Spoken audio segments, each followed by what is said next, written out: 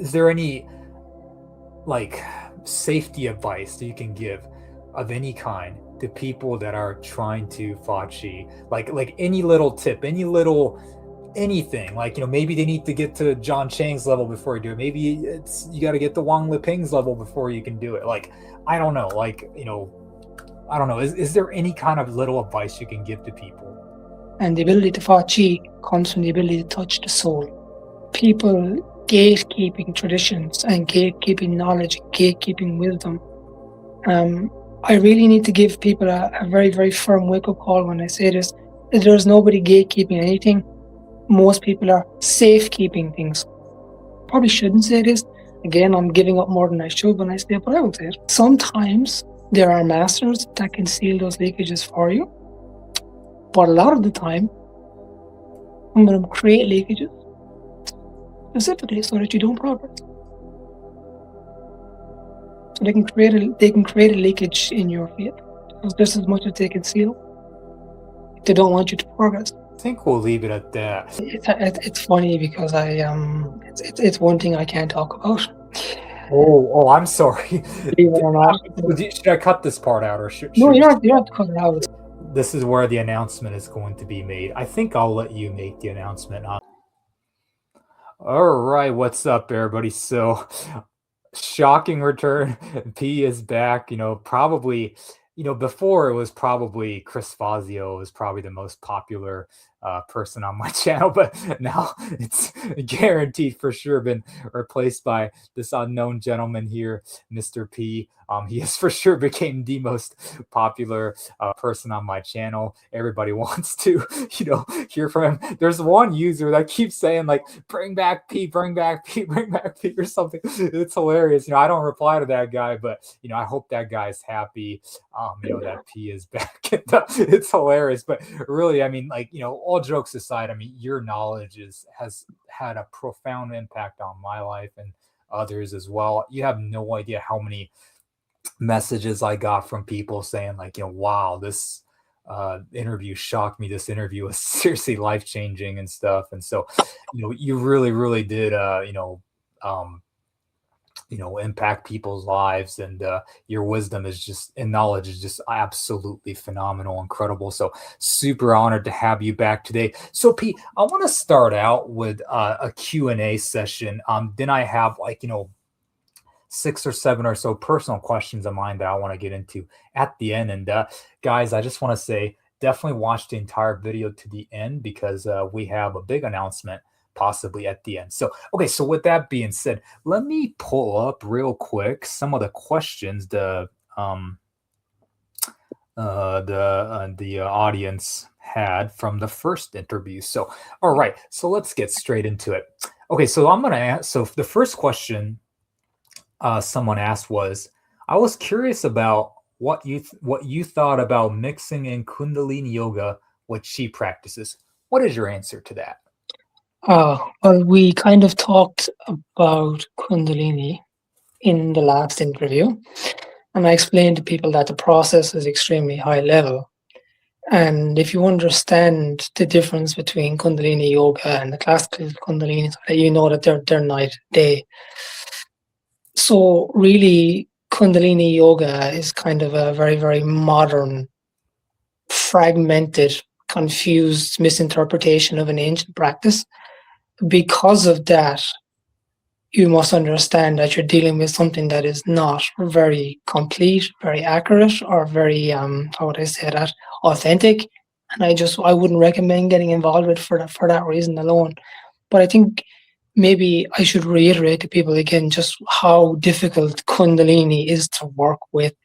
Whereas basically the process of Kundalini is very, very complicated. You have all the yogas associated with opening the body.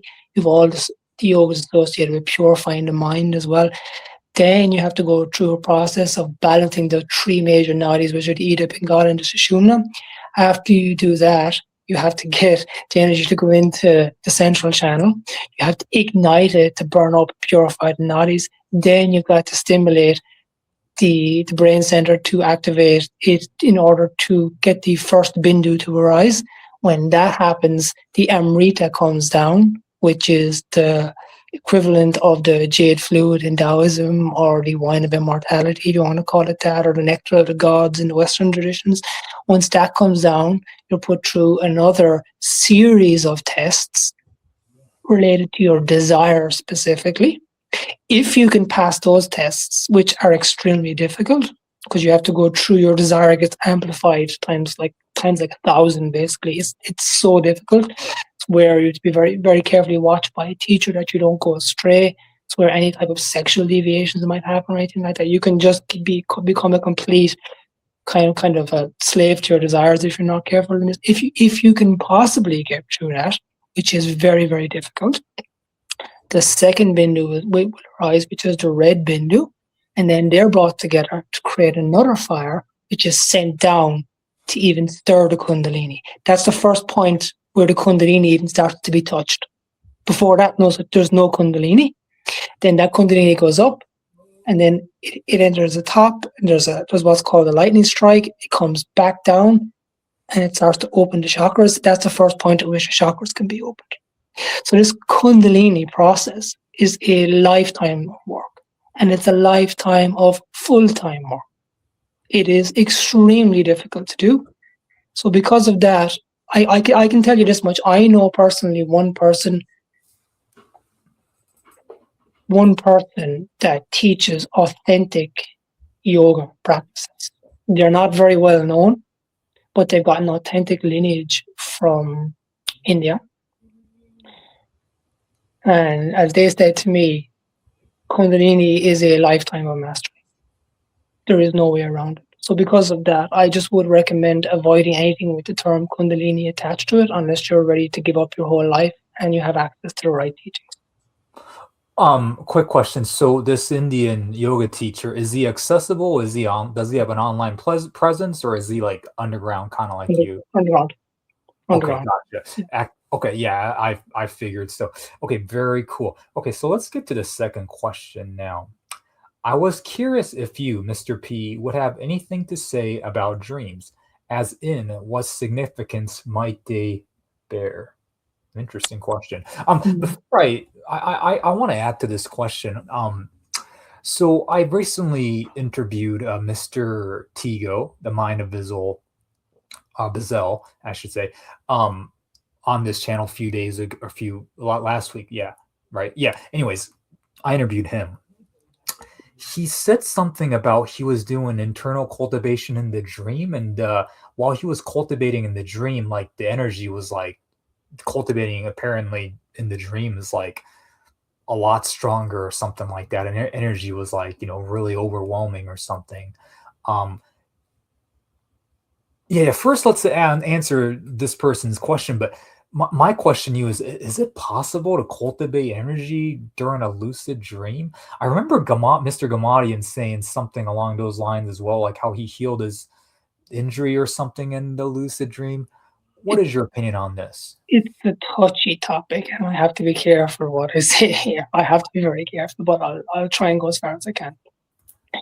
So the person in question, the question that person asked, I did see it, and I cut a bit out of it just to make it more palatable for the interview. But they were talking about having a dream where they had superpowers and different things like that. Basically, things were all. So you need to understand what dreams specifically are. All right. For a start, anyway, in Taoism, specifically in Taoist practice in Neigong and Neidan, actually counter to Tibetan Buddhist practice, where they talk about doing lucid dreaming, is that in Taoism they aim for no dream. If you're having dreams in Taoism, that's a bad sign. So you want to go to a complete state of stillness where dreams completely stop. So that's the aim in Taoism. All right. With that being said, we need to understand what dreams actually are. So essentially, we know that the soul is split into two parts. That will split into more than two, but grossly speaking, we can break it into two parts: the hun and the po. The hun is the ethereal aspect of the soul, and the po is the terrestrial aspect of the soul. All right. Normally, what happens is, as you go through your waking life, your senses are gathering data, and they are bringing it into your awareness, and it's being processed. All right. But that's happening through the conscious mind. And as you go to sleep, your awareness drifts to the subconscious and then sometimes into the unconscious as well. All right. So what dreams essentially are projections of information from either the hun or the po. All right. Depending on the type of dream that you have, it can be a projection from the hun or the po. So usually more grounded or type dreams based in fears and stuff like that, they are normally projections from the po, whereas dreams where you're like flying through space and stuff like that, or you have powers and abilities, they're usually projections from the hun. One of the reasons why Taoists specifically like to train to enter a state of no sleep is because enter a state of no dreams is because if you can train your mind in that way, when your hun leaves your body at night, it goes through a journey, and a couple different things can happen. At the higher stages of sleep practice, you can learn to be aware of the hun, and you can go and do these type of what they call soul travels, if you would. Or the other side of it is, if you are not into that aspect of it, sometimes the hun can project information back to you beyond time and space. And this is where things like precognition, cities like that start to arise because outside of something important coming through, you don't dream. So you know if you've trained that faculty, when something important needs to come through from the whole, it will come through. And it will be very, very clear to you that this is like a premonition or a warning or a sign or something to put you in the right direction. Does that make sense? Absolutely, yeah. Thank you for answering that. So sorry, were you hearing a vacuum? My room, no, no, okay, sorry. I had a little bit hard time hearing just because my roommate unfortunately was vacuuming there. So unfortunately, I can't control what my roommates do because I'm not like a, you know, yeah, I'm not like living alone. So, anyways, yeah. So let's get to the third question now. So, third question is, do you have any suggestions on how to find a good practice slash teacher, how to start a good practice, and maybe some exercise or practice that I could do? What is your response to that? I don't particularly want to suggest teachers to people because one of the reasons why is because everyone is unique in their needs and not every type of path suits every person. And we'll talk a little bit more about that later, I think. But to be generic, I feel like it's important that I do say this. There are a lot of paths out there, mostly that I see being advertised on social media or advertised through YouTube or something like that. And they give people this promise of power. They're very, very focused on power. And there's an issue with that. There's a couple of issues with that. I think I mentioned something about it in the last interview, but I'll reiterate again. When you have a path that is focused on power, but is absent of the mental training that is required in order to balance the upper and lower centers, you will always find that those people have deviations. You'll always find that they have some kind of issue in their system and that their emotional state is not good. Because when you build a little bit more chi in your body, it doesn't matter if it's a little or a lot, as long as you build more of something, more of everything else arises.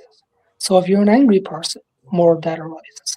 If you're a depressed person, more of that arises. If you're a deluded person, more of that arises. If you're a sexual deviant, more of that arises. If you're suspect to addictions, more of that arises. Unless you're dealing with the aspects of your mind that weigh you down and block you. So for anyone looking for a teacher, or anybody looking for a path to get started, I would say it's very, very important that you make sure that even more so than doing the practices that build power, is that you're dealing with your mind. Because once your mind is dealt with, and once you're actively dealing with your mind, when you start to build power, it will create further momentum for your mind to be dealt with even quicker. And this is what people normally miss. They want the power. They don't want to do the mental work. They want the kind of, how to say that, the more energy. They want more vitality. They want all, but they don't realize the perils of it when it's not balanced. So you need balance. Very, very, very important that you get it. That'd be my recommendation would be to make sure there's even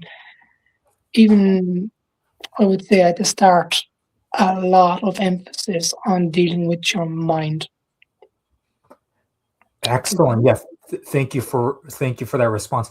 Number 4 is a very similar question, so I think it's pretty much the same thing. So I can maybe perhaps add to this question. But I'm going to read it off anyways, just out of respect for this individual. So number 4 is a very similar question. If you were to point someone in the right direction to start down the path of authentic Nadam practice, similar to what you are talking about, what/who would be your recommendation? Like I said, you already referenced that in your last question, so I don't think you have to answer that. But with this being said, you talked about the importance of the mental training. I have a personal question for you in regards to that. So when you talk about mental training, would you say the most important thing is to focus on being righteous, being good?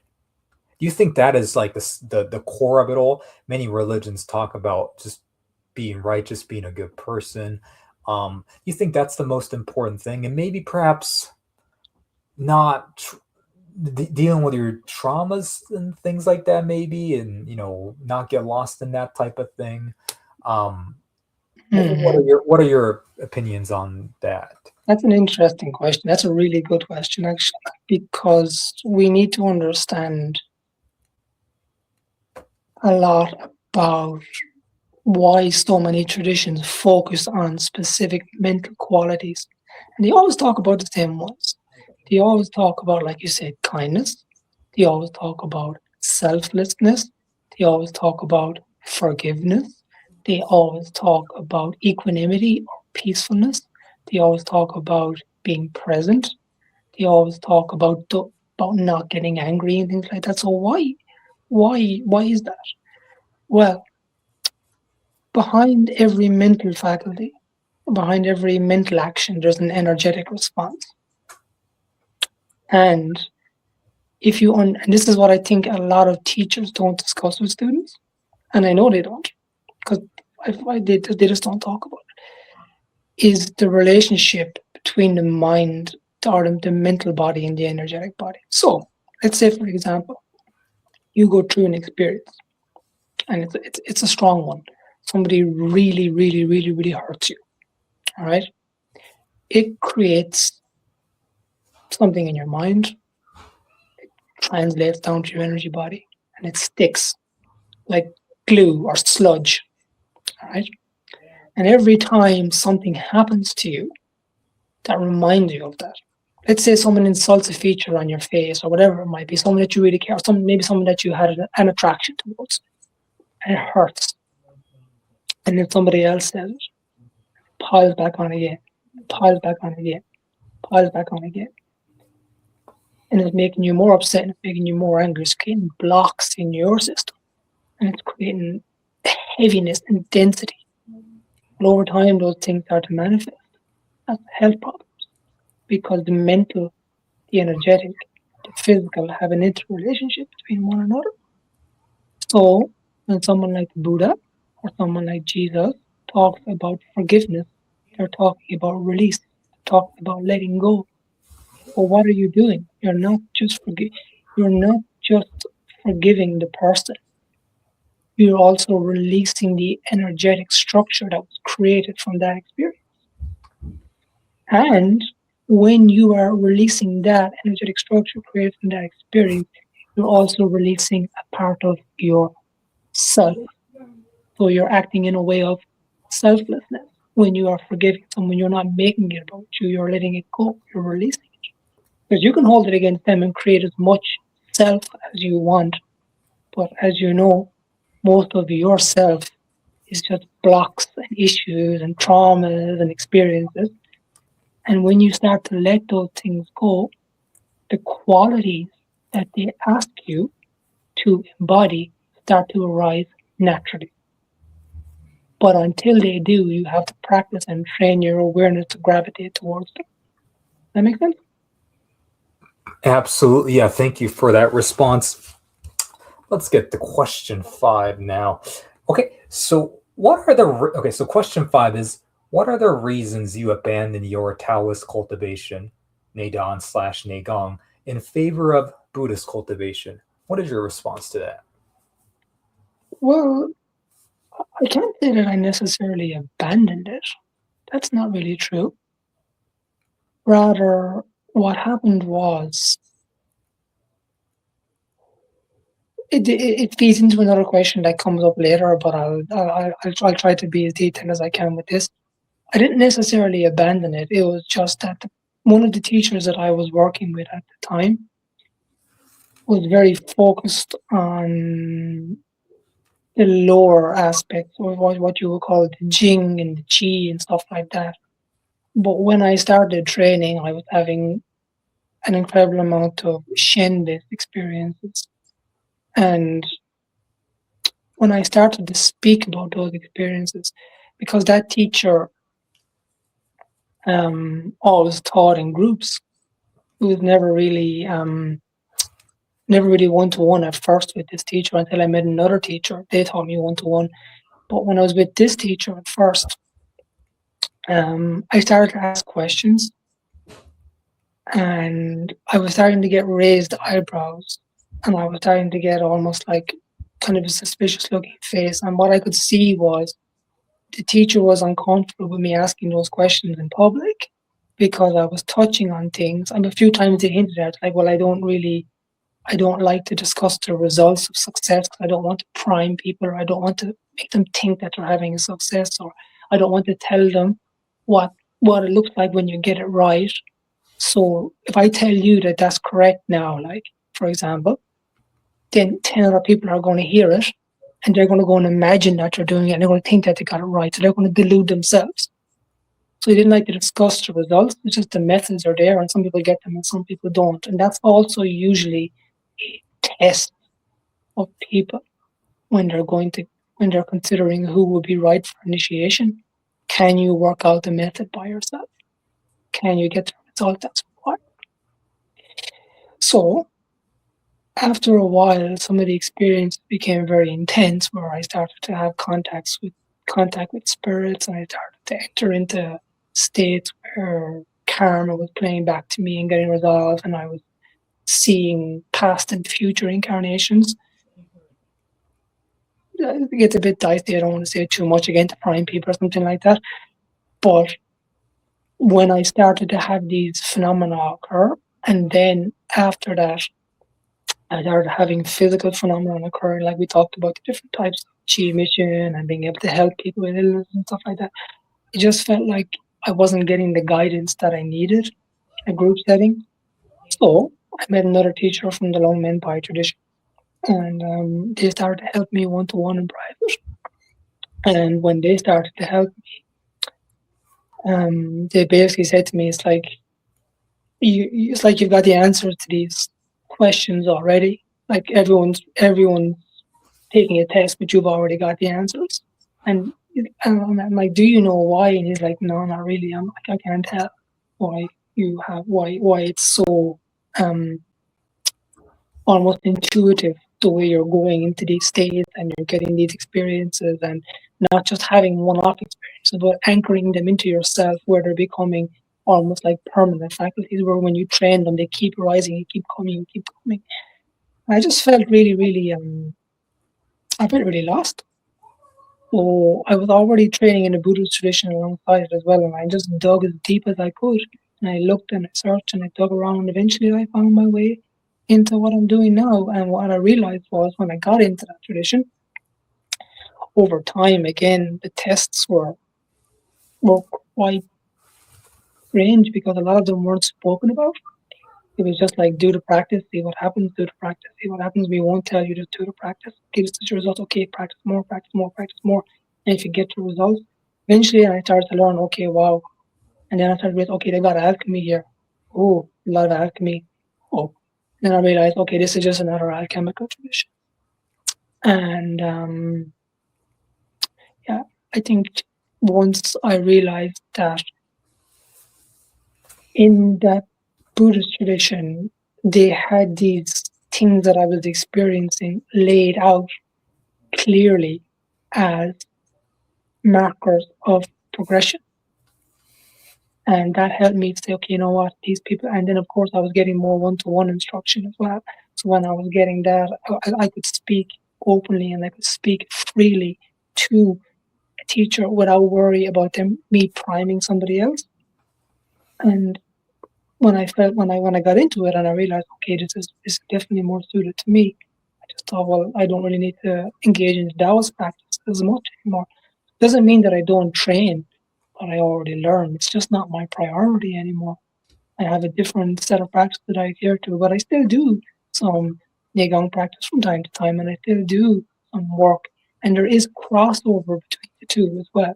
It's just where you place the emphasis. That's all. I spend a lot more time in the what in Taoism they would call the middle Dantian and the upper Dantian. A lot of the work is done up there, and it translates down to the lower Dantian then as well. It makes the work down there when you do it far more efficient.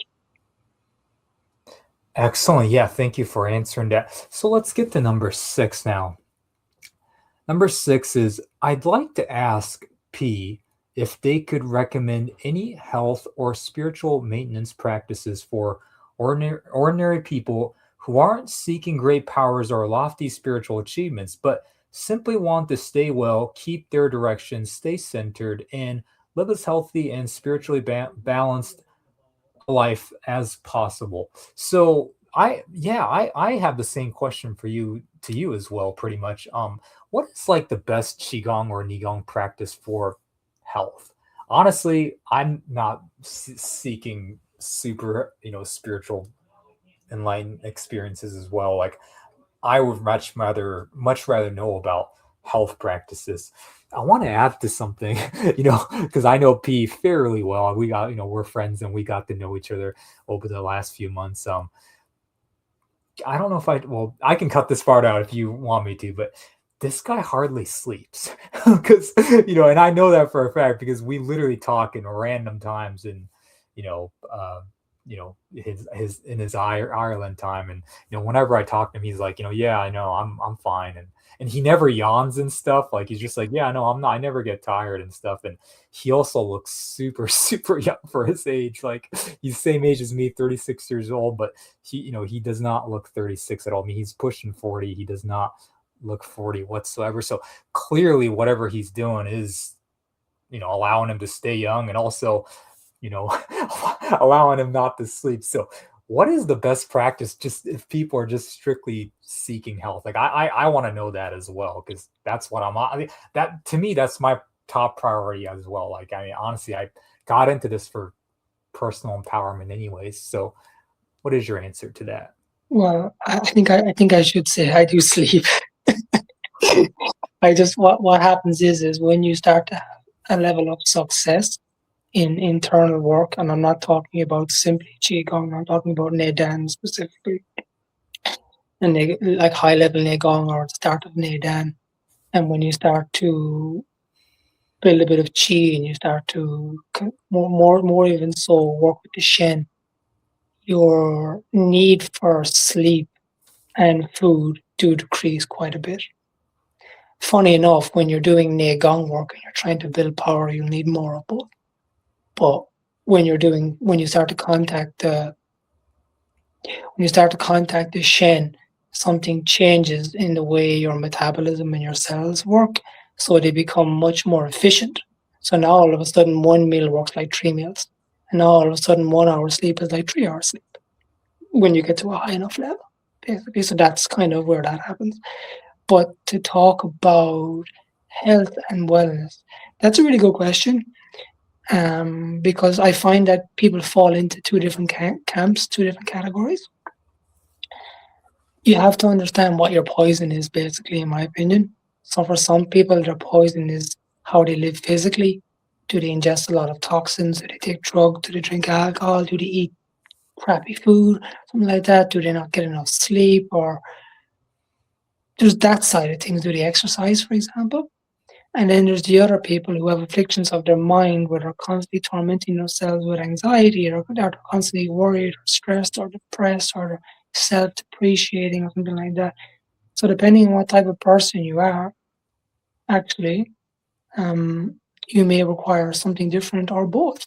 So normally for basic wellness, I normally tell people, if you're an anxious person, the first thing that you have to do is really, really, really need to get some exercise, because an anxious person spends all the time in their head. So chi gets stuck in places in the body. So the best way to mobilize chi in your body outside of actual qigong, to get some exercise. Because the truth is, to make qigong work, you kind of have to have a bit of chi. But if you're worrying and you're stressed all the time, you're not going to have much chi, because you're going to be burning it up all the time. So you want to get a bit of exercise in. And when you start to get a good habit of exercising, then you can start to take up a fairly reasonable qigong. Doesn't have to be anything powerful, anything about building energy or anything like that. Just a simple qigong is fine. Any one of them, or even tai chi would be even better in my opinion, to be honest. Because what's more important isn't what you take up, but actually how you do it. That's what's really, really important. And if you get the right types of movement in your body, let's say if you're working according to what we call Yi Jin Jing principles, where you're opening and stretching and you're releasing under stretch, that's also opening and releasing the tension in the body. And when you're opening and releasing tension in the body, that releases tension in the mind, because we must understand that the body is a karmic manifestation of the mind. That's what it is. So that's why you feel good after exercise, because there's an upcycling. It ripples upwards. And then if you do work on the mind, if I will only recommend two types of exercise for somebody who has a mental problem. Normally it's simple breathing. Just sit and watch your breathing for a few minutes, maybe 10 minutes. And what you'll normally see is when you sit and watch your breathing, the first thing that will happen, happens to everybody, your breathing will speed up. It won't feel good, it will feel bad. Your breathing will speed up. And when people feel that, they go, I can't meditate, it doesn't feel good. But actually what's happening is you're seeing the state of your mind because you're stopping. But the only way to unpattern that is to sit with it and just pay attention to it. Don't give the mind attention, give the breath attention instead. And as your awareness moves away from your mind and onto a different object, your mind will slowly start to recalibrate. And as your mind slowly starts to recalibrate, then your breathing will slow down as a result of that, because your breath is a manifestation of your energetics, and your energetics is a manifestation of your mind.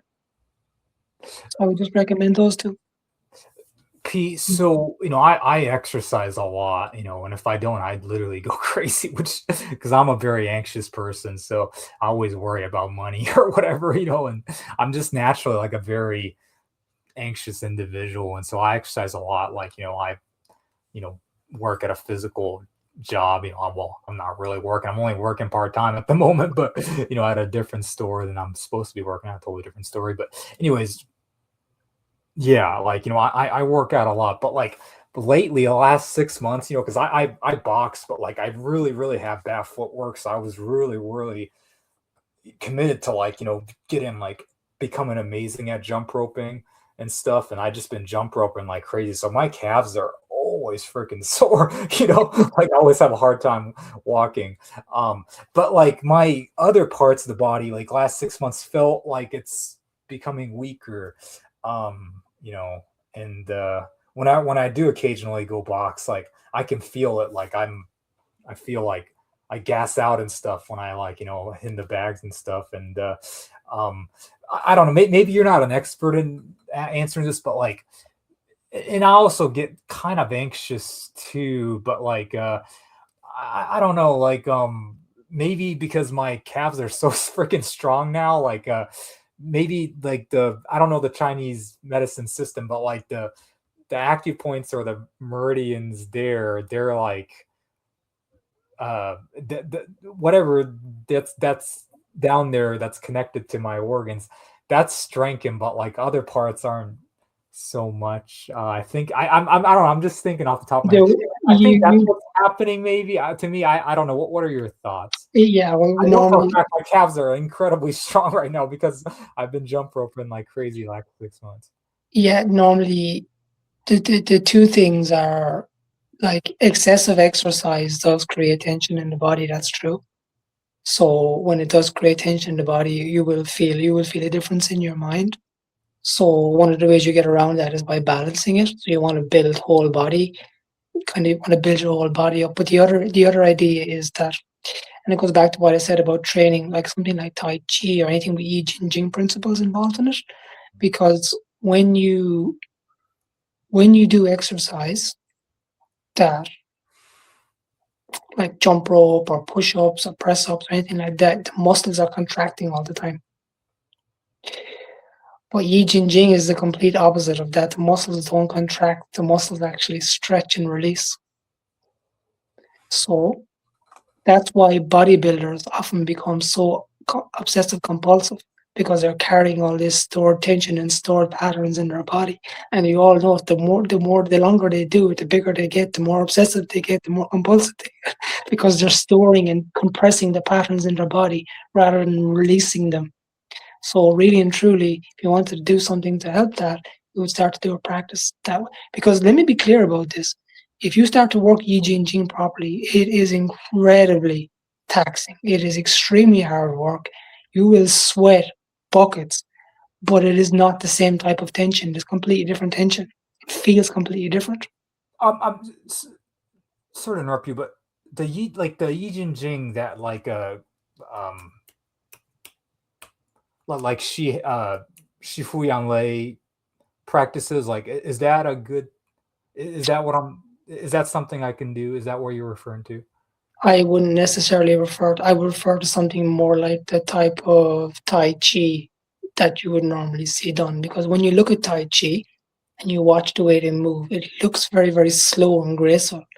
But actually, you're only seeing what it looks like on the surface.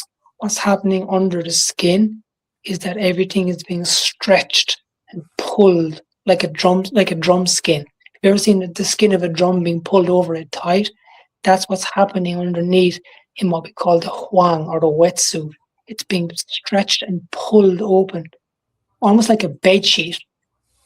And if you could imagine trying to move with that level of stretch in your body all the time, it's incredibly uncomfortable, but it creates the conditions for the release of tension. And then when you do the other practices of the Yi Jin Jing, which is to get the mind into the body to build the Qi moves through those lines and further and further and further. So it's a matter of build and open, build and open, build and open. But that's why they call it the Tendon Transformation Classic, because the Qi transforms as you're engaging in the principles. So you're building the Qi and then you're transforming the body over time. Interesting. Okay. Yeah. Thank you for that. So yeah, let's get to the seventh question now. I gotta pull it up again. Okay, let me see real quick. The number seventh question is: it will be really interesting if he can share if his current Buddhist school is. You'll have to help me on this one. Theravada. Theravada. Theravada. Is that how you say it? Mm-hmm. Okay, Theravada. Presumably because he spoke about the jhanas and used other Theravada terminologies. Or is it Tibetan Buddhist one where through highest yoga tantra / the 6 yogas of Naropa / you achieve a white light immortal eternal body / hold the illusory body, and through, there's another interesting one here. Oh, that's the how can I say it? The Jochen, you achieve the famed rainbow body. Sorry guys, that was a lot of difficult terminologies thrown at me, so I had a hard time reading the whole thing. But should I read that again, or did that question make sense? I got it. He's basically asking about whether the path is Theravadan or Tibetan / Dzogchen type. Yeah. Yeah, an interesting question. Very, very interesting question, because here's something that a lot of people realize. We have we have three schools of Buddhism. We have Theravada, we have Vajrayana, which is Tibetan Buddhism, what they call the diamond vehicle. But we also have Mahayana as well, which is a type of Chan and stuff like that, and Zen and all that. Some of that material would be involved in that.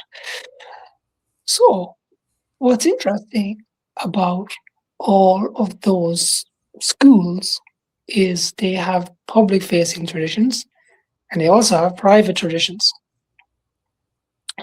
So, if you look at Vajrayana, there's a monastic community around that. But if you understand anything about Vajrayana, you know there's a very clear alchemical tradition inside in Vajrayana. We are talking about the red and the white drops and stuff like that, and you're trying to work with those substances. You're working Tomo, the inner fire, and then the six yogas of Naropa. You can see it's a very clear alchemical path. Also, if you look at, say, Chan Buddhism or the Shaolin type path, which is again a type of kind of more based in the Mahayana side of things, you've got the Yijin Jing, the Zisui Jing, and the Jindan Jing, which is also an alchemical path. And what's lesser known is there are also alchemical schools in Theravadan sects, but they're far more fragmented. So, for example, in Thailand, you have in Thailand and certain parts of Cambodia, you would have what would have been referred to as the Boran Kamathana schools. And then in Burma or Myanmar, you have the alchemical schools as well, which are kind of linked to the Zogji and the Wexas. All right, and that's kind of where my tradition comes from. And what's really interesting about that is a lot of the Theravadan schools, a lot of the older ones that I know about right now, a lot of them work on the Visuddhimagga and Buddhaghosa, which is 5th century. But the texts from the school that I'm involved with predate that. They're even older. And you can see clearly that they're linked to the Vijayahara schools and they're linked to the Indian schools as well. So even though the school itself is Theravadan in nature, I would say that what's publicly acknowledged as Theravada is only how would I say that? A certain face of Theravadan Buddhism, whereas it's not showing the whole thing. Because while we do adhere to certain texts that some monastic communities would share, there are also ones that I've never seen inside the monastery before or aren't discussed in the monastery, and they're very alchemical in nature. They explicitly discuss cities and alchemy and stuff like that in great detail and magic and whatnot. So it is Theravadan, but I would say again that what passes as Theravadan these days is not what I would consider Theravada in its original form. And I would say that all Buddhism has underneath the surface in the private facing, not in the public facing traditions, but privately, they all have an alchemical teaching associated with it. And it was my understanding that what was originally transmitted from the Buddha was alchemy. That's my understanding of it. That's what's been explained to me. But it's just not the public teaching. And to give you a little bit of a further step on that, it's also my understanding that there is a similar teaching in the Christian tradition, that there is an alchemical teaching associated with that as well. And you can clearly see if you understand the correlates and you understand what they're discussing. So it's not just limited to Buddhism. There's an alchemical tradition in Christianity. There's a very clear alchemical tradition in Taoism. There's also an alchemical tradition in Egypt. So alchemy is very much alchemy is very much a hidden science rather than specific to one place in the world, I would say. Now, how they do alchemy might differ, their methods and how they approach it, but the practice of alchemy itself, I've yet to find a continent in which that hasn't shown up somewhere at some stage. Excellent. Yeah, thank you for that answer. So now let's get to the eighth question. This is a confusing one. Is a prerequisite of latent potential needed, i.e., some have it and some are just wasting time and hard work? Which is it? I don't know what this person is referring to. I do, I do. Yeah, what are they referring to? They're asking about karmic potential. The karmic. Yeah, can you elaborate? So what they're basically asking is like for people when they start out on the path of practice and stuff like that, is there an element of karma that will dictate their success, or some of them just wasting their time or whatnot? And I would say that largely depends on what you're trying to do and where you're trying to go. I think that anybody can start out practicing and anybody can get some good results. That being said, if you want to succeed in alchemy, there are different because alchemy is what I tend to gravitate towards. So I'll discuss that. With alchemy, there are a couple of different types of school, and because Taoism is the most public-facing tradition of alchemy, I'll talk about that. Because the Buddhist one is still quite hidden, as I mentioned, and the other ones are even harder to access as well, so they're all quite hidden. In Taoism, you have what's called the northern sects, the southern sects, and then you have some sects that are kind of like dual cultivation as well. So the ones that are kind of southern normally cultivate Ming first, which is the lower centers, which is the Jing and the Qi, and then they move up towards Shen, or they call that the kind of gradual enlightenment schools. And then you have the northern traditions, which normally focus on the other side, which is the upper centers a lot. And then they get a realization and then they walk down from there. And they're called the Southern Enlightenment schools. And then you have the dual traditions like the Longmen Pai, which work the upper and the lower at the same time. So it's my opinion that the Southern schools and the Southern methods are very well hidden. They're extremely dangerous. They're very, very powerful. And the chances of you hurting yourself or killing yourself if you have access to the right methods and transmission are very high. So they're closely guarded. The northern methods, which are like kind of work with the upper centers more, it's my opinion that you do need karmic potential for those, because you're essentially trying to make a jump to something that's very, very, very, very, very, very different. In other words, if you don't completely uphaul your whole life and basically become a renunciate, if you don't have karmic potential, it's going to be really hard to get very far in those paths. Doesn't mean you won't get anywhere, but to get very far to really get traction in them.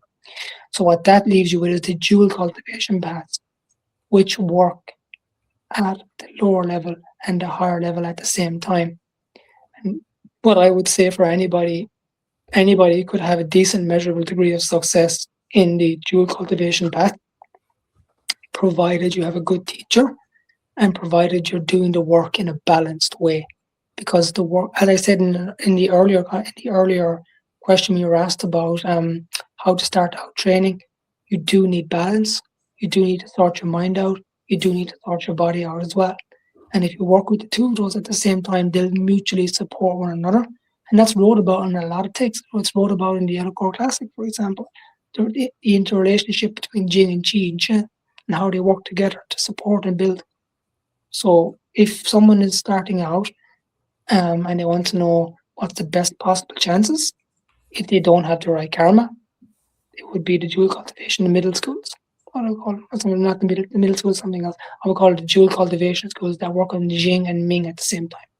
But they just they change the balance of what they do as they progress, basically. So Longmen Pai really would be the most public example of a dual cultivation school. Excellent. Yeah, thank you for answering that. Okay, so let's get to this ninth question. My question for Mr. P is, has he come across any teaching related to service in the traditions he's been exposed to, like do's and don'ts? What kind of experience I can expect from prolonged service versus disservice? Do you need to do inner work, or is service enough? Are you understanding this question? Yeah, By he's asking about the role of what, service. what is he referring to when he says service? Like Well, service to others type of thing, yeah, or yeah, okay, yeah. Can you elaborate on that? yeah. Well, I mean, I often say this to people. I said it a lot, actually, to people. It always goes over their head when I tell them that a lot of the secrets are in plain sight. Like a lot of the high level in brackets practices are out there in plain sight. So you have all these religions, and they talk about service and why it's so important to be of service to others, and why it's so important to do this, and why it's so important to that. And service comes up an awful lot. Why might that be? Well, because when you work in service of others, you tend to start to come out of self, away from self. All of the traditions, it doesn't matter what the path is. It doesn't matter if it's an alchemical path. It doesn't matter if it's a devotional path. It doesn't matter if it's a purely enlightenment based path. It doesn't matter. There is one common thread throughout all of them, and that is you must get out of self. You have to get out of self, because the self is what blocks you from accessing your true nature. So, where does service come into it? When you start to work in the service of others, you spend your time out of self. You also spend your time out of the when you spend your time out of yourself, you're also out of your mind. So the mental fabrications that normally govern you are not strong, because your awareness is, how to say that, oriented towards others. So it's a way of doing some of that inner work on the outside as well, if that makes sense. So then when you go inside, and also because of that, because you see you make a tangible difference in the world, you start to feel better about yourself. So when you turn around and you sit down, you close your eyes, you start to do your practice, you go inside, you realize you're a good person. You realize you've been doing the right things. And it's not hard for you to sit with yourself, because the biggest barrier that hits people in meditation, the biggest barrier is they're not a good person. They sit down, they try to meditate, and all of a sudden, by some luck, they just get inside themselves for a minute. They get inside, they get a look at what's there, they don't like it, they recoil in disgust, and they get thrown back out again. And they're back because they don't like what they see.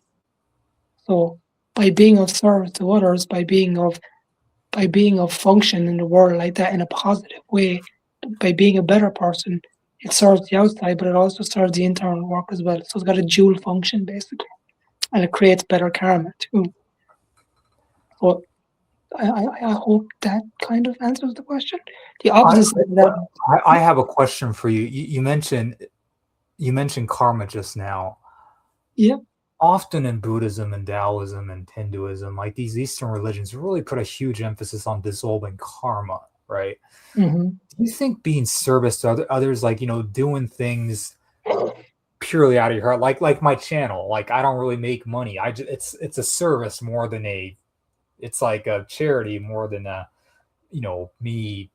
I'm stressed out half the time doing this work, but it's more charity than anything. Like is service a way to dissolve karma? What are your opinions on that? In a manner of speaking, it can help with it. Yes, in a manner of speaking, it can. That's true. Yeah. But like, I mean, karma is a very funny thing, and people have different understandings of it. And they're always like, "Oh, karma will get him, or karma will get her, whatever." That's not what karma is. Karma is something very different. Karma is that which unconsciously kind of dictate your behavioral and mental pattern. So how you think and how you act and how you feel and all those things, it's karma that dictates what they are. But what does that tell you? That a lot of your karma has to do with who you are as a person, yourself. So when you are out of self, you are also trying to actively get out of the karmic loops that you are stuck in all the time, the karmic habits, because really bad karma shows up in habits.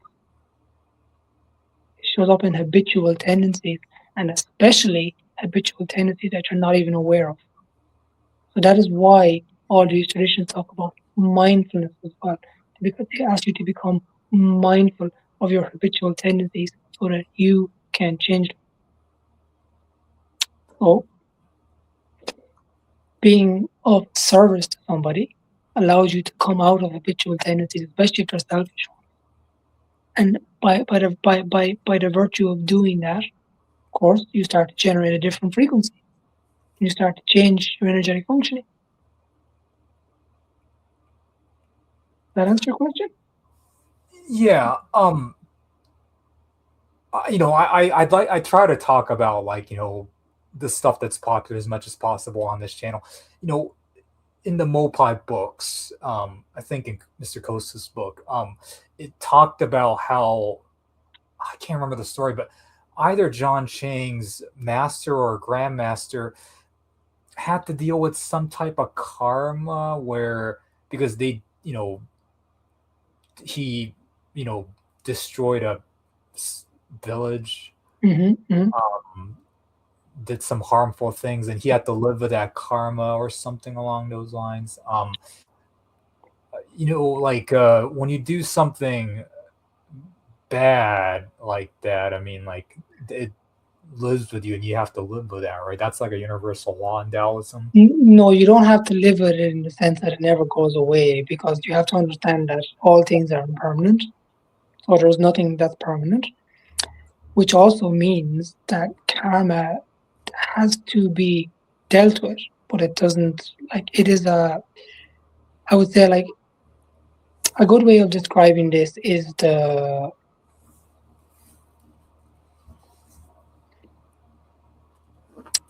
good way of describing this is to look at the I Ching, which is the hexagrams. So what the hexagrams show is change. They show shifting and changing of energy. So a lot of the time, what karma is loops of energy. It's the same patterns playing out over and over and over and over and over and over again. That's kind of how karmic seeds work. They play out until they burn up and they're over, basically. So the idea of the human realm that we live in is often referred to in various different lineages as what they call the blessed realm, or we want to call it the special realm or the blessed realm, whatever. And the reason why is this is the only realm that karma can be actively worked with. Cannot be worked with in the other realms. Which is why these other beings, I know I'm getting a little bit esoteric now, but I feel like it's important that I say it. These other beings and these other so-called spirits and whatever, the reason that they normally reach out to humans is not because they're your friends, or not because they're there to help you, or not because they want to give you something. No, it's because in the state that they live in, they cannot deal with the karma that they have, but they also cannot. Because of that, they also have to hold that karma until it's burnt out. Interacting with humans is a way for them to pawn off that karma, basically.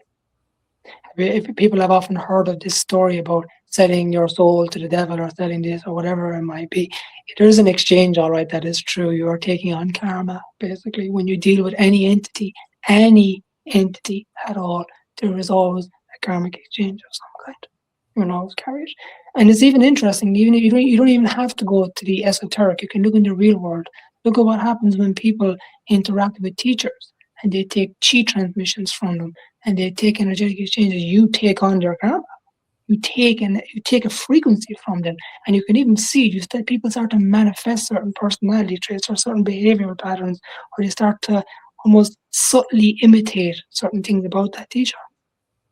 So, can I ask you a question? Mm-hmm. I recently got an empty force from Master Joe from Konjing.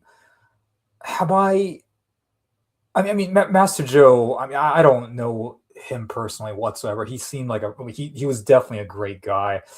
Seemed like a very like a very you know seems like the type of person that loves to serve people and stuff. I don't know enough about him, but when he was doing the empty force on me, like, was I taking on his karma? I would have reservations about anyone saying that they can perform empty force from a distance. And the reason I say that is empty force is a field. Empty force is a kind of an effect that's when you use the Lao gong, if you want to call it that, because that's the points that you direct empty force from the Lao gong. Yeah, comes from here. All right. It needs to grip a field in order to project empty force. I don't think you can do that from a distance, to be honest with you. You need to be within the field or the vicinity of that field to do it. So I would not say so. No, I don't think you could. It has to be an interaction of the field. So things that are done from a distance are normally done at the level of Shen. And Ling and Yi, they're not done. They're not like empty force is a chi based phenomenon. So it's normally done within the realm of the chi field. It's not done from a distance. The stuff that's done from a distance is far more, dare I use the term magical. Would be the right way to put it. You've seen some of the talismans and stuff from my lineage I've showed you. That type of stuff would transmit from, would not require, would not be bound by space, if that makes sense. That would transcend space now, but empty force now. Interesting. Okay, yeah, thank you for answering that. So let's get to the final. Well, this isn't quite the final question, but the 10th question. So, what are your thoughts on semen retention? Important for Nadon. Okay. Sorry, it goes further. Does Nadon include a vegetarian diet or periods of fasting? Is full lotus sitting position necessary? So that's a lot of questions this person asks. I mean, I can answer that already. Semen retention, absolutely. I mean, that's like I can even answer that question. Absolutely, it's necessary. Yeah, but I am curious about this one. What about fasting and vegetarian diet? Is that necessary in your opinion? I mean, you come from a Buddhist tradition. Do you eat meat? I think we'll go back to the semen retention for a moment first, because there's a little nuance there that I think people don't get sometimes. Sure. Could you elaborate on that? I mean, but I mean, I wasn't wrong, right? I mean, I don't know of a system that says. Well, you have to ask yourself the question, right? What point? Like, we need to understand what Nedan is. Okay, Nedan is the reversal of causality. That's what we're trying. We're trying to reverse cause and effect, and we're trying to change the way the body functions. We're trying to, if energy is moving down and dispersing, we're trying to consolidate it and move it back the way it went. We're not, and in this case, when we talk about Jing, we're trying not to let it move in the first place. So you have to ask yourself the question: at what point does Jing move? Jing doesn't move at the point of ejaculation, which is an orgasm. Jing moves at the point of arousal. So something very, very inherent in that. It's not about whether you ejaculate or not. It's about whether you get aroused or not. It's about your desire, because your desire is what stirs the Jing. And once your Jing is stirred, it moves from one state into another, and it can't really go back to the state it was in. So a key part of the firing process isn't about semen retention. It's about not stimulating desire in the first place. That doesn't just mean sex. that means food, that means music, that means media, that means everything. So you don't just block desire of sexual desire, you block desire of everything. And you simplify your life and you go inside and you fix yourself. Can I ask you a quick Yeah. question? I can't remember who it was, but so the act of losing semen itself, are you saying that that part isn't that important? The most important part is not to be aroused in the first place. So, If you don't get aroused, you can't lose semen. right. So is that so? So I believe a particular Nigong teacher is talking about how um you know losing semen, you lose a lot of vitamins from your body or something like that. It's really Oh no! Like, don't get me wrong. Like, there are, like, how would I say that? I need to be there are clear. health I need there are health. no. I need to be clear about this, right? When you ejaculate too much, when you have too many orgasms like that, it does drain your body, right? So remember that there are different functions here we're talking about. Just simply getting aroused is what stirs the jing and moves it. And then the ejaculation is where it gets lost and it leaves the body. So not ejaculating, in a sense, does keep the energy within you, even if it's in a transformed state. But it's the arousal that makes it change from one state into another. So in some traditions, what they do is if someone does happen to get aroused, they get them to wake up. They get like let's say if you woke up aroused in the middle of the night, I mean, that they would get them to get up and do a specific practice that would pull the energy into their body into a different place that would allow it to still be used but not be lost completely. That makes sense. So, but the other side of that is it creates a problem is if you're repressing sexual desires as well, and you're not dealing with it in the right way, and create another issue that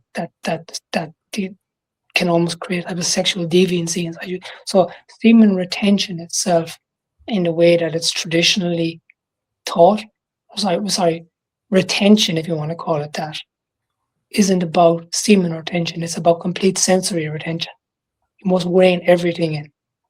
The type of modern semen retention that people talk about on social media, or no fap or anything like that, that can actually be quite dangerous, because if people are forcefully repressing sexual desire, it can create a blockage. It can create another problem, which is called poison fire tainting the heart. I believe in TCM. So there's a whole heap of problems that come from it. So the idea here, but for Nadan, which is what the question was about, is it's not about semen retention. It's about desire. Because if you look at, I spoke about this in our first interview. We talked about the water trigram in the abdomen, and we talked about the fire trigram in the heart, and we talked about the distortions between the two.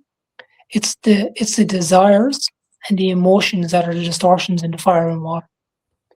And the reining in of desires and emotions is one part of dealing with the mind that allows you to move back towards the Shuan Men, which allows you to start to cultivate heaven and earth chi instead of fire and water chi at higher levels. That makes sense? Excellent. Yeah, that's an excellent explanation. So could you? I'm hoping I'm making sure I'm not forgetting here. So what about the vegetarian aspect of The vegetarian. your diet? Like, are you a vegetarian? Am I a vegetarian? Well, I do eat a bit of meat, but Oh, it's very little. I will say it's not a lot. I do not eat a lot of meat. now I don't. You don't have to answer this if you can't, but in your tradition, which is Buddhist, I mean, most Buddhist traditions, if not all, don't eat meat. Am I correct on that? Or Not necessarily. No, it's more got to do with this. For one, is the stage you're at, and the second one is certain monks do eat meat. A lot of the karmic association with meat comes from whether you're involved in the killing of the animal, or whether the animal was killed for you or something like that. Understand? So while there is some karma to be taken from, how do you say it, from eating meat, it's at a level of gradient, and at some level, at the moment, at the level, like, interestingly enough, when I became ill, very, very ill a couple of years ago, one of the problems that I was having was my blood was incredibly weak, like extremely weak from a TCM perspective. Because of the illness that I had, it was weakening my blood to the point that the layers that were holding my fabric of being together were starting to separate. This is what I was talking about when I was on the border between life and death. It was like pulling apart a toasted cheese sandwich, a grilled cheese sandwich. So you can see it so that I can just slip in and out at will all the time because the blood is what anchors the chi. So in that respect, sometimes eating a little bit of meat is a TCM derived way to strengthen the blood. For me, and what I'm doing at the moment, I'm not required to do vegetarianism, but I will be required at a certain point. Now, the other aspect of that is, do you need to have a vegetarian diet for an Adan? When you are working on certain parts of alchemy, yes, you do need a vegetarian diet. And the reason why you need it is because when you are working on consolidating the jing, it is the interaction of these animal foods with the jing that will disturb it. They will still, and you don't want the jing to be disturbed. You want the jing to come to a standstill. You want it to consolidate, slow down. But when you're building, so you can go through periods of building and consolidating and building and consolidating. So if I was in a period of consolidation of jing or something like that, I would not want to eat any meat at all, and I wouldn't. Or if I was in a practice where it was involved trying to touch an aspect of Shen, I definitely would not eat any meat. But at the moment, I'm not doing either of those things. I'm doing something else. So I can eat a little bit of meat. So that's what I do. I'm saying that what I eat, say if I ate 2 or 3 ounces of meat a day, it's a lot, basically. I don't like it. I don't enjoy it. But it's something I do to bolster my blood from time to time because I understand the energetic function of it. You know, so when I discuss it with my teachers, they're basically like, take it as you need it, not as you want it, as you need it. So in other words, if you need a bit of a boost, that you take a little bit, but not a lot. You know. Awesome. Yeah, thank you for answering that. Do you also fast a lot? Um, I normally eat. So let's say normally for me, I probably eat for maybe around 8 hours a day. So Sometimes, you do sometimes what's I eat called more. what's generally known as intermittent fasting? Yeah, I kind of eat like that. Sometimes I might just eat one meal a day, or sometimes I might eat even an 8 hour period. Again, it depends on what type of practices you're doing and what you're involved with. Because um, if you're doing Neigong practice, for example, trying to build energy, you need more food. You will need more food. That's just how would I say that? That's just a fact because your cells have to learn how to build more energy, and until they can do that, they're going to require more fuel to do it. You know, so at later stages you don't. Now, for me, I'm at the stage where if I told you my calorie intake, you probably find it hard to believe, but it's quite low. Like in terms for a grown man, my calorie intake is low, but yet I maintain a muscle mass. I maintain, as you can see, I'm quite healthy and everything. So, like I said, I look young. I don't have so, but earlier on, I needed more. It's only in recent times that it started to come down quite a bit. You know, so it's been less sleep and it's been less food. And I could have no problem going now 2 days without any food. I wouldn't feel it basically. It would be quite okay for me to do that. Um, but yeah, so I do a little bit of fasting. You know. Ec- Excellent. Yeah, thank you for answering that. So now we're at the final question, and this is where it ties into the announcement that I wanted to initially make. So the question number 11, the final question is, where do I start in learning from you? So this is where the announcement is going to be made. I think I'll let you make the announcement instead of me talking about it since it's your thing. So go ahead Okay. and tell people what you are offering the people. Well, As you know from the last interview I made, I never really plan on teaching people. I don't want to be a teacher. I don't want to open a school. I don't want to have any of that type of association with me. However, recently it's come to my attention and the attention of some people that I've been involved with for a long time that there seems to be a very, very, how would I say that, high level of delusion amongst people and a lot of people trying to scam people out of money and take them on roundabout paths and take them to places where they will never really get anywhere in terms of what they want to actually achieve. They'll just be roundabouts and handing out money and confused and lost. Now, I understand that there are two sets of people. There are the people that chase power and just want abilities and they don't care how to get them. And in my opinion, and it's just my opinion, those people lack discernment and they will probably need to go on those roundabouts until they get discernment. You know, the chasing of power and the chasing of abilities is very, very strongly linked to very, very low base desires. So the reality of the situation is if you're chasing powers and you're chasing abilities, you're not really primed for internal practice. That's the truth. That's the hard truth.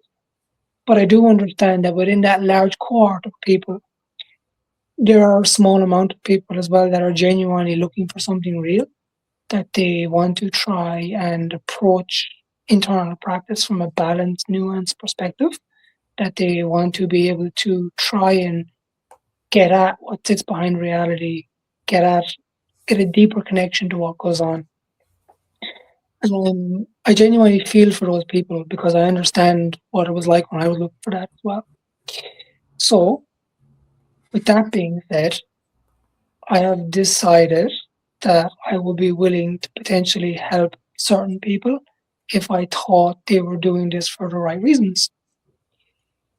So I've given Ken a link to put in the description that is a very, very small form that I would like people who are interested to fill in. And I will see that form, I'll see what they've said. And if I feel like those people are in that group that I mentioned about wanting to genuinely approach this type of internal work from a genuine place, I will reach out to you and we will have a discussion. And we will see where things go from there. But I don't want people to feel like there's nobody out there that will ever try to help them or put them in the right direction. Now, that does not mean that I'm necessarily going to be your teacher or I'm going to teach you. I may very well point you in the direction of someone else that might be able to do it. Everybody needs something different. So the form is basically an invitation for a potential discussion about how I might be able to help you. All right. I don't know what that help will look like. I don't know whether I can help you with some practice. I don't know whether I can point you in the right direction. I don't know if I could teach you something. I don't know if I could send you to a teacher. But if I feel like you're doing it for the right reasons, I will do my best to help you. And we'll have a discussion about what that entails once I know who you are and what you're about. Because I do think that something that came across the last interview. I think someone mentioned in the comments about people gatekeeping traditions and gatekeeping knowledge, gatekeeping wisdom. I really need to give people a very, very firm wake-up call when I say this. There's nobody gatekeeping anything. Most people are safekeeping things because they understand what happens when this gets into the wrong hands, because you see it all the time. You see it in cults. You see it where people build a lot of energy and they hurt themselves or they hurt other people. They make themselves sick. They get cancer or they die. These things can be very, very serious if they're in the wrong hands. If you go into these things with the wrong intentions, the outcomes are quite bad.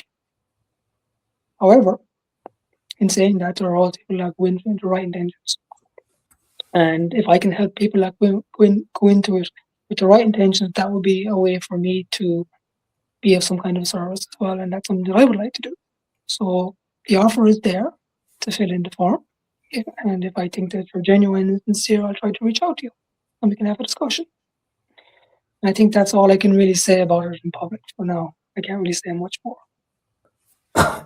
Excellent. Yeah, thank you for offering that. And to those of you that are interested, it will be in the link below. So, okay, so now I want to get to some of the questions that I personally have for you.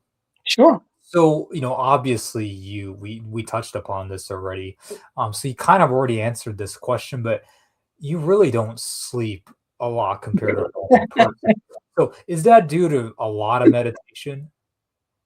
Well, again, it's about the efficiency of the cells, basically. When it particularly has to do with, as opposed to energetic practice, spiritual practice. So some of it has to do with meditation, and some of it has to do with how your consciousness and your awareness changes when you start to context the spiritual dimension properly. Basically, you don't necessarily need the same amount of sleep. You don't require it.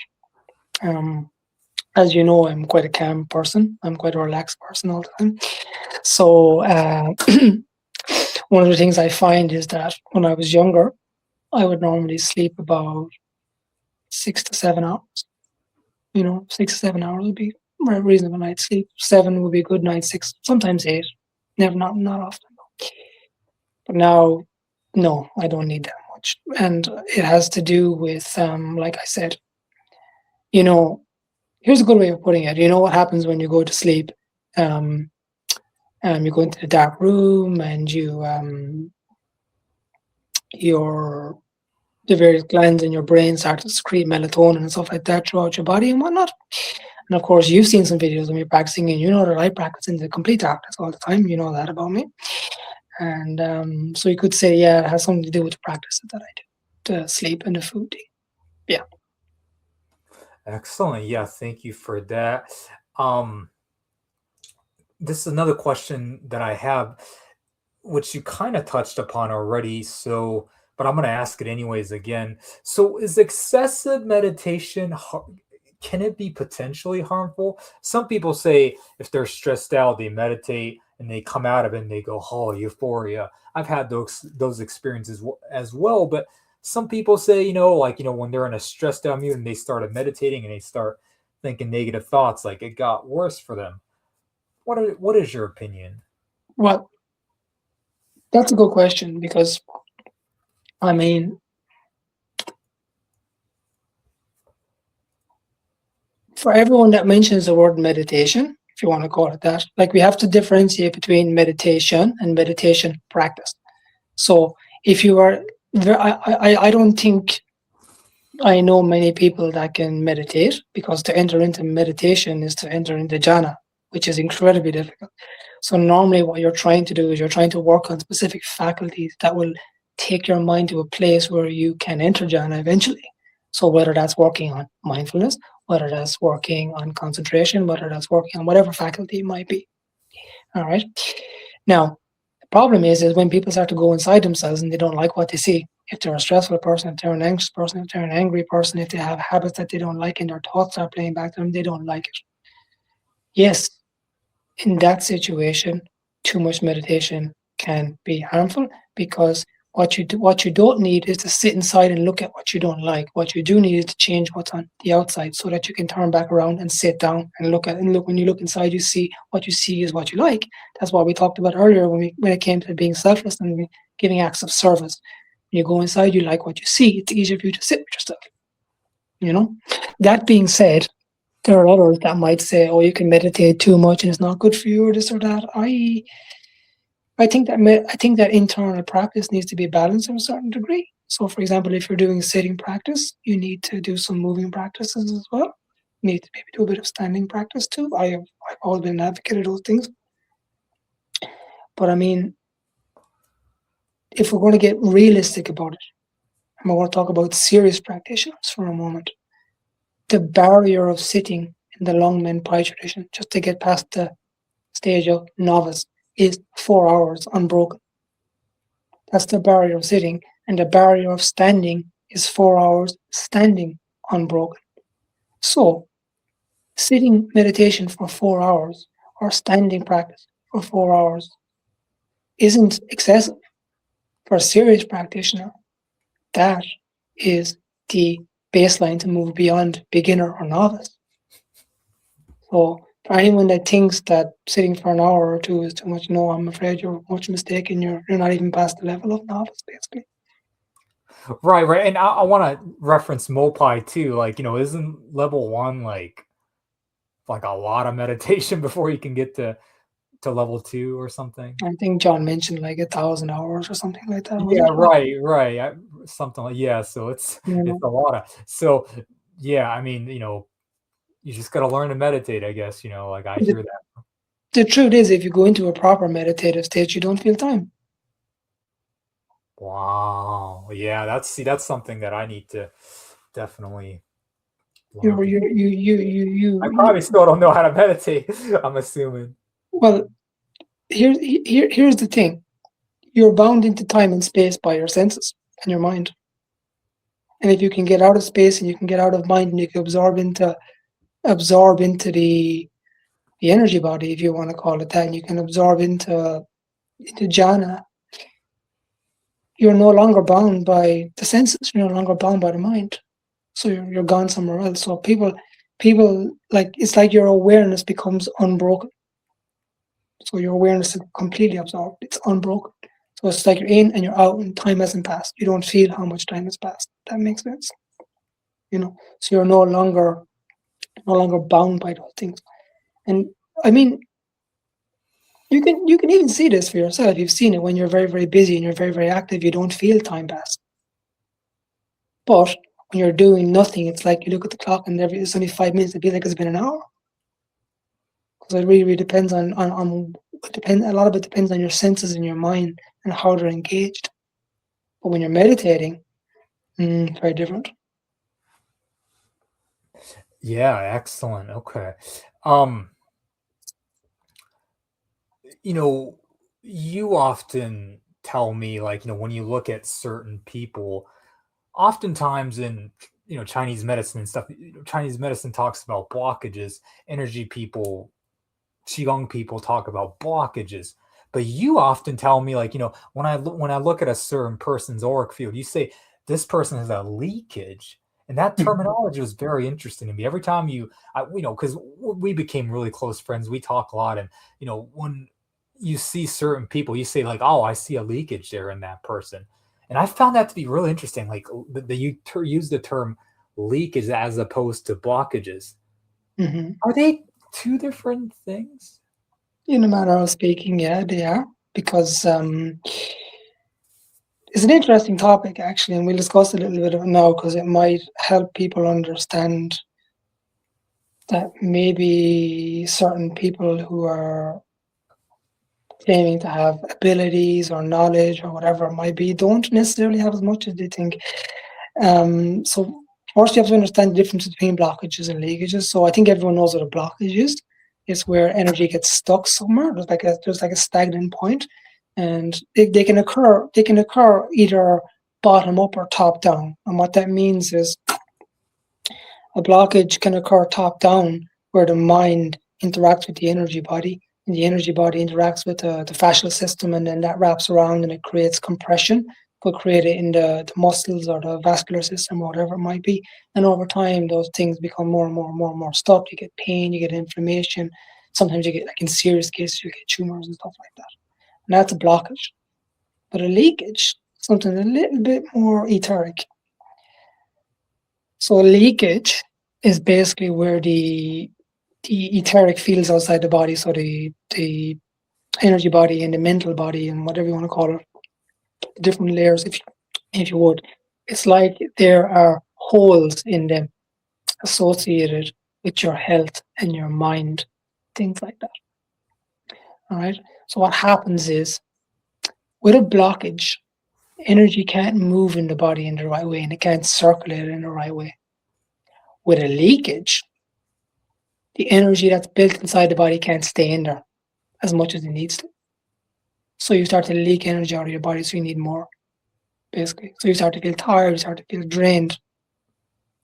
and you start to feel like you're it's normally a lot of it has to do with your mind and the shape of your mind and the state of your mind, but there are issues around health as well. And everybody has leakages somewhere until you start practicing seriously. But then that brings me to a very, very important point. I know a lot of people that teach Neigong and Neidan, and I've been exposed to many of them. I don't know how many of them teach how to see leakages in your body, how to do it properly. And the fact of the matter is if you don't know how to see leakages, then you can't build Qi properly, not to any meaningful extent. And the reason why you can't build it is it will leak out of your body. And fine, you might be able to do some Neigong, you might be able to do some Qigong, and you might be able to get the cells to work more efficiently to produce more Qi. Doesn't matter. Because you still have the leakages, the energy will leak out. And what that means is you can't pressurize the Qi in your body. And if you can't pressurize the Qi in your body, then you can't build up the density required to do some of those rather strange abilities that you see in people. It's impossible. The only exception to that is where you get a transmission or you take those pills that some schools take. But even then, it will only be held for a certain amount of time because it will leak eventually. It will leak out. So actually in Neidan, in proper Neidan training, one of the first foundational things you go through is learning how to seal leakages. You have to be able to seal them. Not just so that energy doesn't leak out, but so that when you go inside to do the work, that you don't leak out, that you can seal your senses, that you can seal your mind. So it's got a very, very important function. And I have seen a lot of people that claim certain things that they've got a lot of leakages, and there's a bit of an issue going on there, I think. And I don't want to name names or something like that, but only to say that if someone is like, you need to know how to see leakages. It's very, very important. It's critical. Like it's not something that can be bypassed. And actually, if I want to, I probably shouldn't say this. Again, I'm giving up more than I should when I say it, but I will say it. Sometimes there are masters that can seal those leakages for you, but a lot of the time, I'm going to create leakages specifically so that you don't progress. So they can create a leakage in your field just as much as they can seal. They don't want you to progress. I think we'll leave it at that. Yeah. Yeah, let's get to the next question. I recently interviewed Tigo, who talked about Master Jing. Apparently he had he had a talisman or a relic, and this was given to him by a person who attained enlightenment from Thailand. He brought it to Master Jang, and Master Jang said this relic or talisman contain, or what did he say? He said it contains what's known as the holy Qi. What do you make of that? I mean, like, I've never heard that term before, and I've been in this field for quite a while. I hear different Qi terms. Never heard of a holy Qi before. Have you heard that term before by chance? Well, I mean, basically, how would I say that? That's more of a catch-all term, but what he's basically trying to get at is it's an empowered object. It's been imbued with something, would be a good way of saying it. And actually, funny enough, just before we started this interview, you saw me doing something with my mala beads. You saw me holding up to my mouth and speaking into them, because the reality of the situation is objects do carry a charge, and objects do carry energy. And when you get to very, very high levels of practice, when you start to get into the realms of Shen and Ling and stuff like that, you start to be able to empower objects, start to be able to empower talisman, you start to be able to empower mala beads or whatever it might be. and then those objects carry a frequency, and they can do specific things.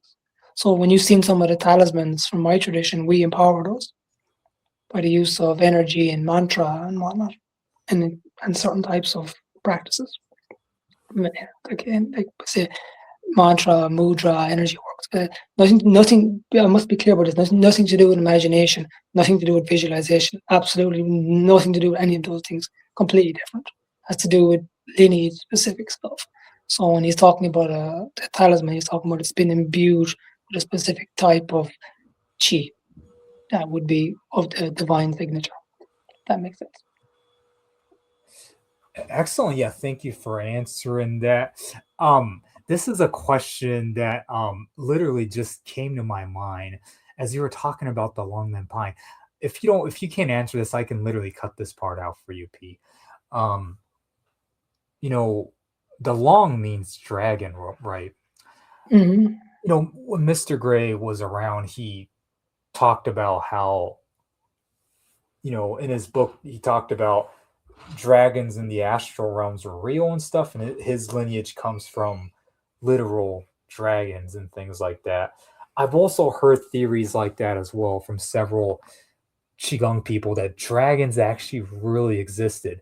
What is P's perspective on dragons? Like, do you think they really existed in this realm, literally, or you know, like, yeah, what is your opinion of on dragons? Like, it's just something that just came to mind as I was, you know, hearing about the Longmen Pie, and just I just thought, man, I should ask you this. I even in our private conversation, he's never answered this before because I never brought it up to him. What is your take on dragons? It's funny because it's one thing I can't talk about. Oh, I'm sorry. Believe it or not. Should I cut this part out, or No, should you don't have to cut it out. It's okay. can we end at that? No, it's okay. You don't have to cut it out. I will say why I can't talk about it if you want to. It has to do with if you're familiar with Buddhism and stuff like that, and you're familiar with the stories about the Nagas and stuff like that in the Buddhist and the Hindu traditions and stuff like that.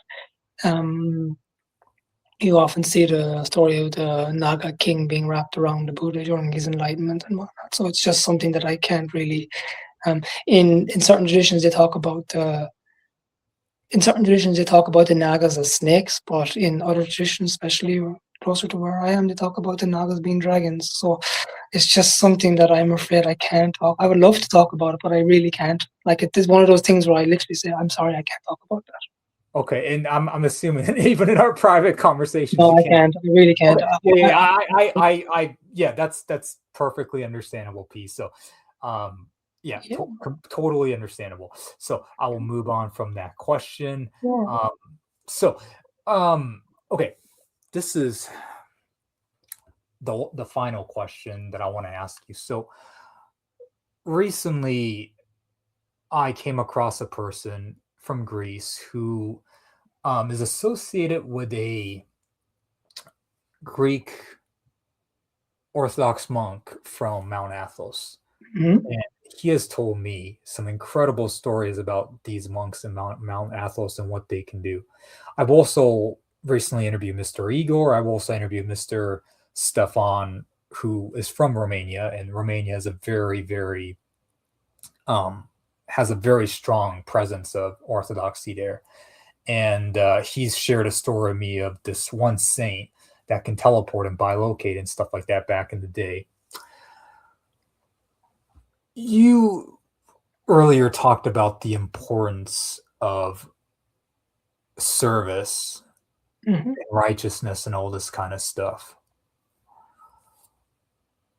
These devotional paths, whether it's Sufism or like Orthodoxy, like, do you think they can get you to higher levels if you are truly devoted and if you're truly righteous and if you are really truly sincere and have removed your ego completely and you're in seclusion and you are really just doing the right thing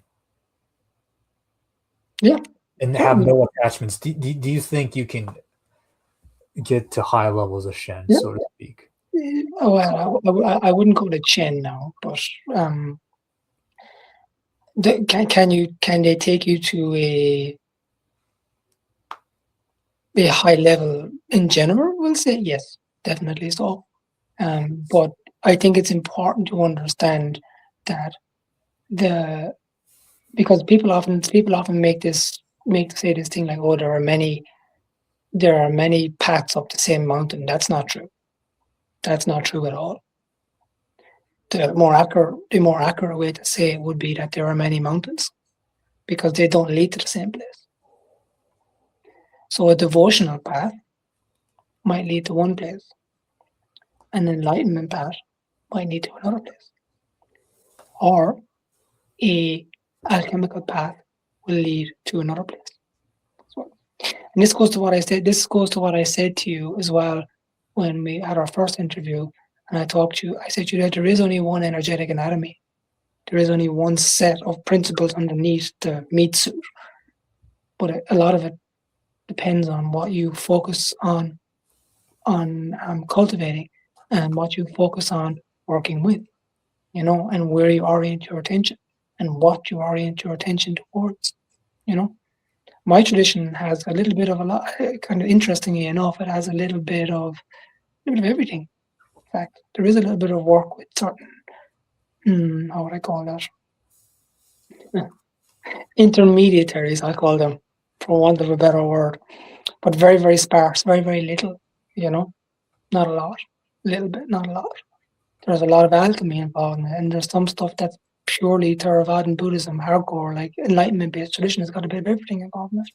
But then again, I have seen that people go off in different directions. Some people have left that path and went purely down the devotional road. Some people have left that and went into monasteries and studied full-time enlightenment. Some of them have stayed on the alchemical path and went down the route of going into the Wexer tradition and whatnot. It just depends on where you want to take it, but they definitely don't lead to the same place. I can assure you of that.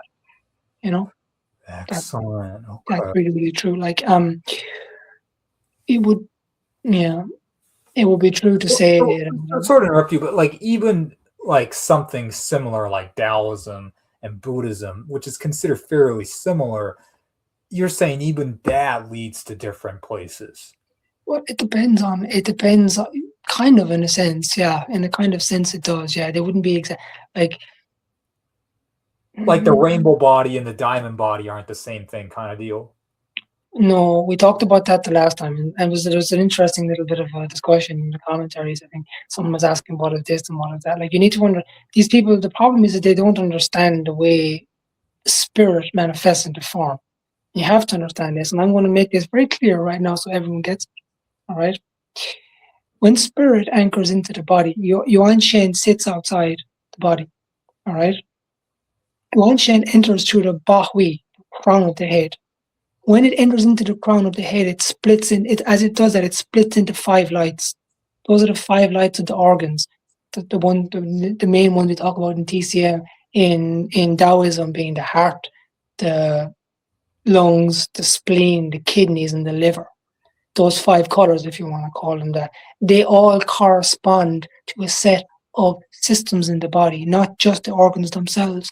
So when you look at the kidney system, it's linked to the entire reproductive cycle, the entire urogenital system, and the bones as well. When you look at the heart, it's linked to the entire circulatory system. When you look at the lungs, it's linked to the skin. When you look at the liver, it's linked to all the tendons. When you look at the spleen, it's linked to the muscles. So this is our entire form manifest. As you step back through dimensions, if you're able to perceive the organs aren't represented as colors. The organs are colors. They are light. That organ system is light. So when you start to see causality be reversed and you start to see the rainbow body take place, you start to see the diffraction of colored light. But what that tells you is that light has not been reunified into where it came from. That's the difference between the diamond body and the rainbow body. That's why when people achieve the diamond body, if you want to call it that, they disappear completely in a flash of light. When they achieve the rainbow body, it's a little bit different. They start to leave behind things like crystallized crystallizations of yang qi or bits of hair or bits of nails, when you leave behind bits of things, it's a sign that something is keeping some aspect of form manifest. If there is some aspect of form manifest, and that there is some karma manifest. That is the difference between the two. So in the enlightenment-based traditions and whatnot, you talk about the rainbow body being around, I think it's Jana's 5 to 7, and then the light body, the higher level, being 8 to 9, around that direction. You know, it just has to do with whether the light has been reunified. So, for example, when I told you about my experience of entering the white room, when I showed you the text in the sticker of the golden flower, but if you actually look at how that's discussed in Neidan, they talk about the 5 chi returning to source. And that's why you see these five men gathered around the moon, looking up at the moon. And that's the sign that the 5 chi have come together temporarily to enter into the white room. I'll send you a picture of it later on so you can see it if you want. You know, it's fascinating. But yeah, that would be the difference between the two, basically, you know. I think people need to understand this thing that the body in the system is karma manifest. So anytime that there is something manifest, even if something demanifests, because the point at which manifestation and demanifestation change is the point where energy and matter deconvert, which would be the difference between the form and the formless jhanas. Okay, that's why when people hit fourth jhana, they normally are gone from society completely. They don't turn around, they don't come back, because the stuff that happens around them is just too weird. Like, you couldn't be in public with that. It's just too strange. You know, it's like it's biblical fairy tale level stuff. You couldn't lay your eyes on this. You know, it just completely, it would cause a lot of problems, basically. You know. Pete, thank you for coming on today. I mean, I really truly appreciate all the work that you're doing for me personally. We normally go for about 2 hours, and you know, there's about 15 minutes left, so I'm thinking we should just go for 2 hours. So Sure. go for 2 hours today. So there's about 15 minutes. You know, obviously, you know, like, you know, when it comes to, you know, my channel, it's a lot about Mopai, Fachi, stuff like that, you know. So let's just talk about that, because it's just expected. I know, like, you know, you're not about that, and, like, you know, understandably so. And obviously there is serious dangers associated with that. We talked about that numerous times throughout this channel. I personally don't care about fotching ever. Like, you know, I know how dangerous it is. It frightens me to even try it out. But some people want it. Some people are so adamant about getting it. Understandable. I mean, that's your calling. That's your passion. I say go for it. I'm never going to be the type of person that's going to say, don't pursue fotching. That's not me. Like, you know, some people want to pursue aerokinesis, go for it. Some people want to pursue whatever kinesis. That's your thing. I say go for it. That's your thing, man, you know. So that's not, I don't think it's in our right to stop people from pursuing Mopai, or, you know, stopping people from pursuing fotching. Like, that's something I don't think, it's none of our business, really. But, like, is there any advice, P, for you pursuing?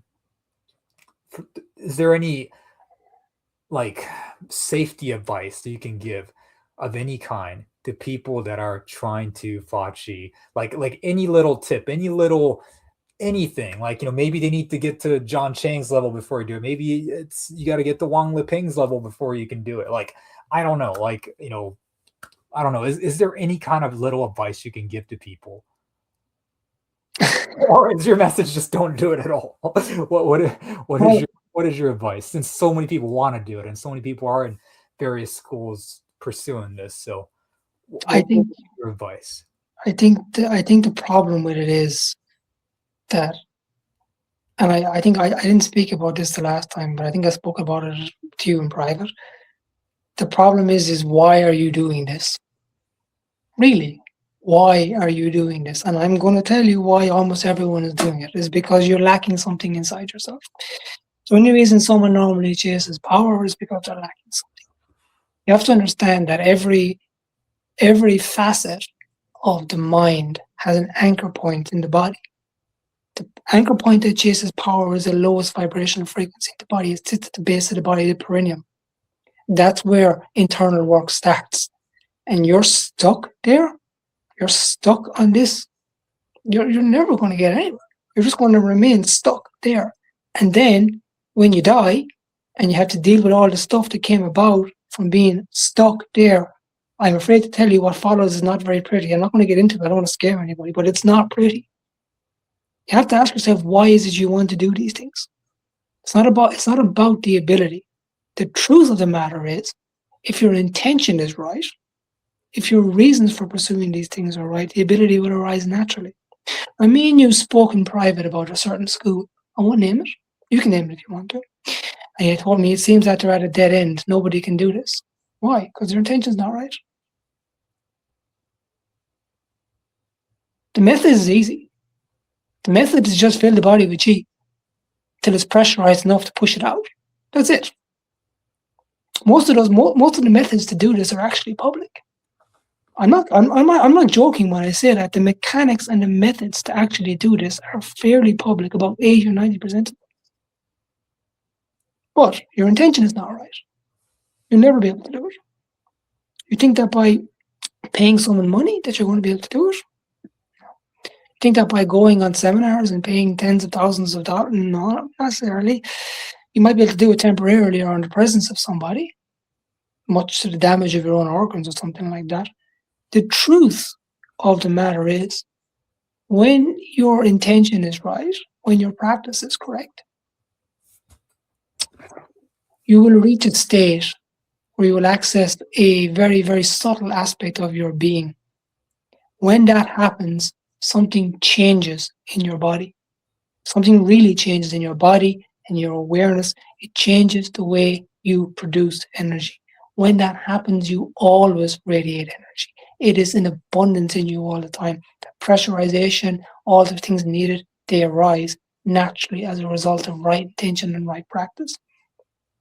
So my advice to you is, if you really want to do this, get your intention right. And your intention to do it is not the right intention. Your intention to sort yourself out is the right intention.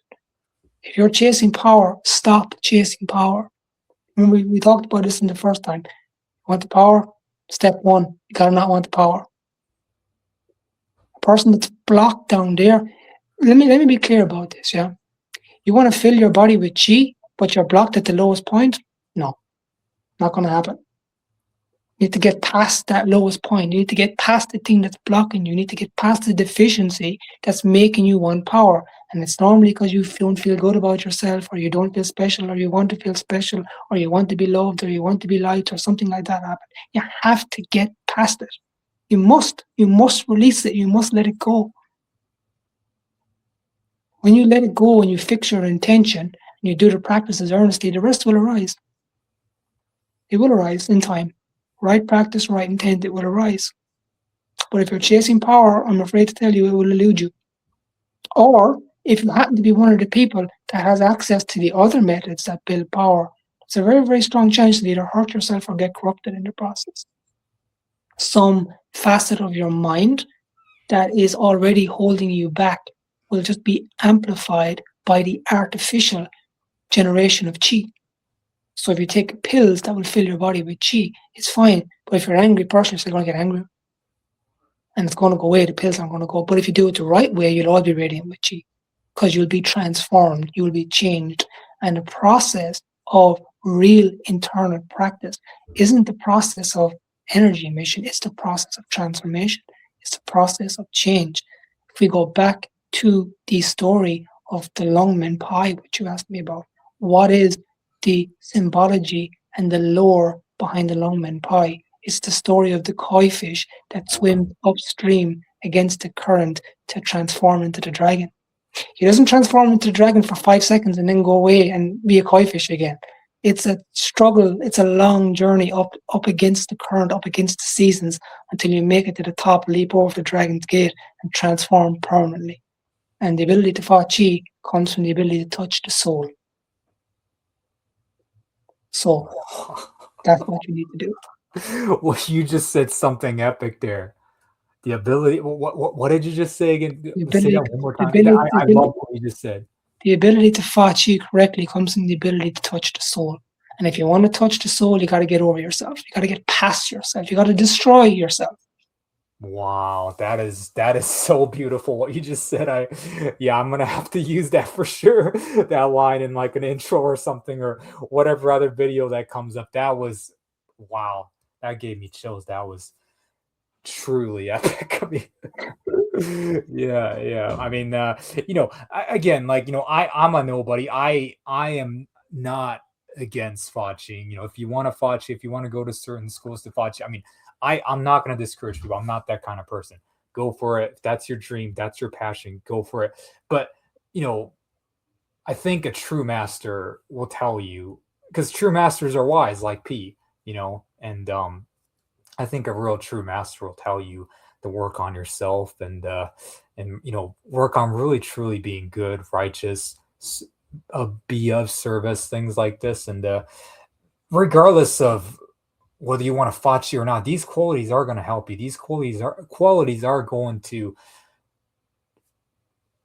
make your life better. So why be an angry person? Like I'm hard on myself too. I'm stressed out because my job is situation's tough and all this kind of stuff. I get stressed out too, but sometimes I just relax and just come to my senses and go, what, it's gonna be all right. I got plenty of money saved up. Like there's no reason to stress. It's gonna be fine. Like as long as I take the right actions and steps, I'll be fine. And no reason to stress, no reason to be hard on myself. And so I think what I think would be fair because I feel like I do give sometimes maybe I did a bit of a disservice there. So I'll explain something to somebody.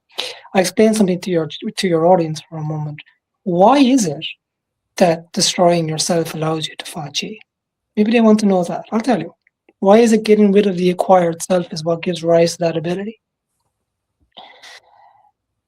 The acquired self is a tangled mess of an energetic structure. The less self, the more energy. The energy is fueling the self. But when the energy is not fueling the self, it's radiant in the body all the time. And when you touch the soul and you absorb into it, you can generate it all the time. Very, very easy, which is why you see some people, some of these guys, like, and I'm not talking about Taoists specifically, but I mean, John Chang was tiny. He was a small little guy, He wasn't puffed up full of G all the time. But even I know some people from different traditions, like for example, in the Burmese tradition, or some people in the Sufi tradition, or whatever it might be. Because they've touched on that part of themselves that it allows them to generate that amount of energy. Because when the energy is built, it's not hitting off all these blocks. It's not hitting off this massive tangled web of mess. It's not fueling all these structures of the mind. That's why people can't reach it, because that's where all their energy is going, into their selves, into their desires, into their emotions, into their wants, into their passions.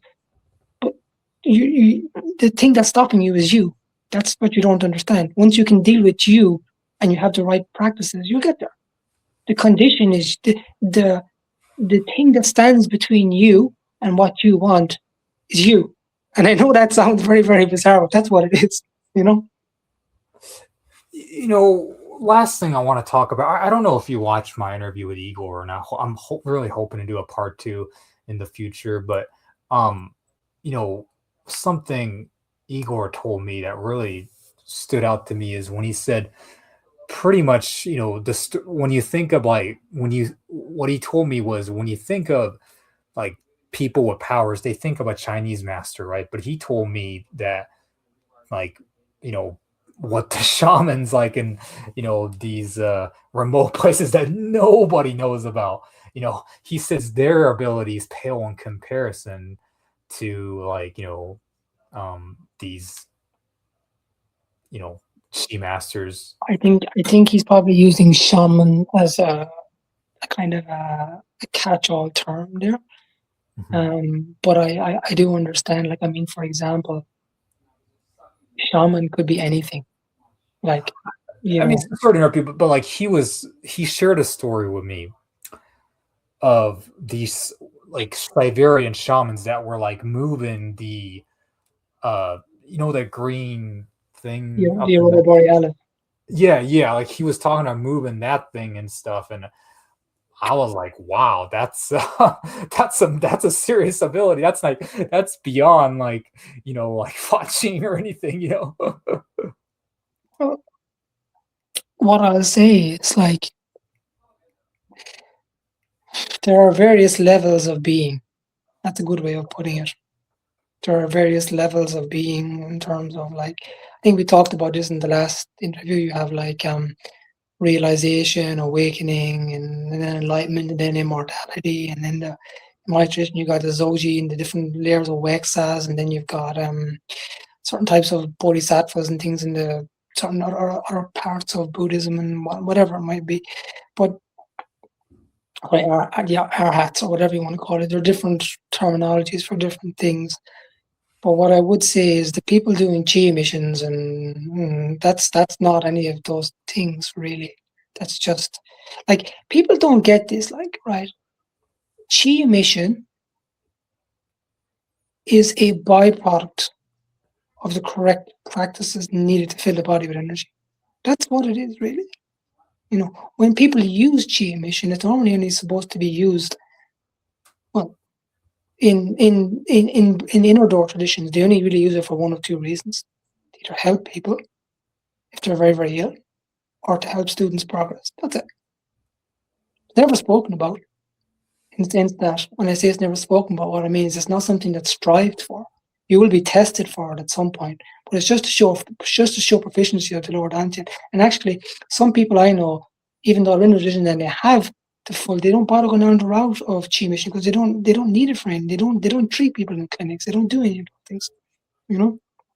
And I would even say that, like in many cases, other aspects of Wei Chi Liao Fa or something like that, which is not that electric shock that you get, or that type of thing, it's more efficient in clinic.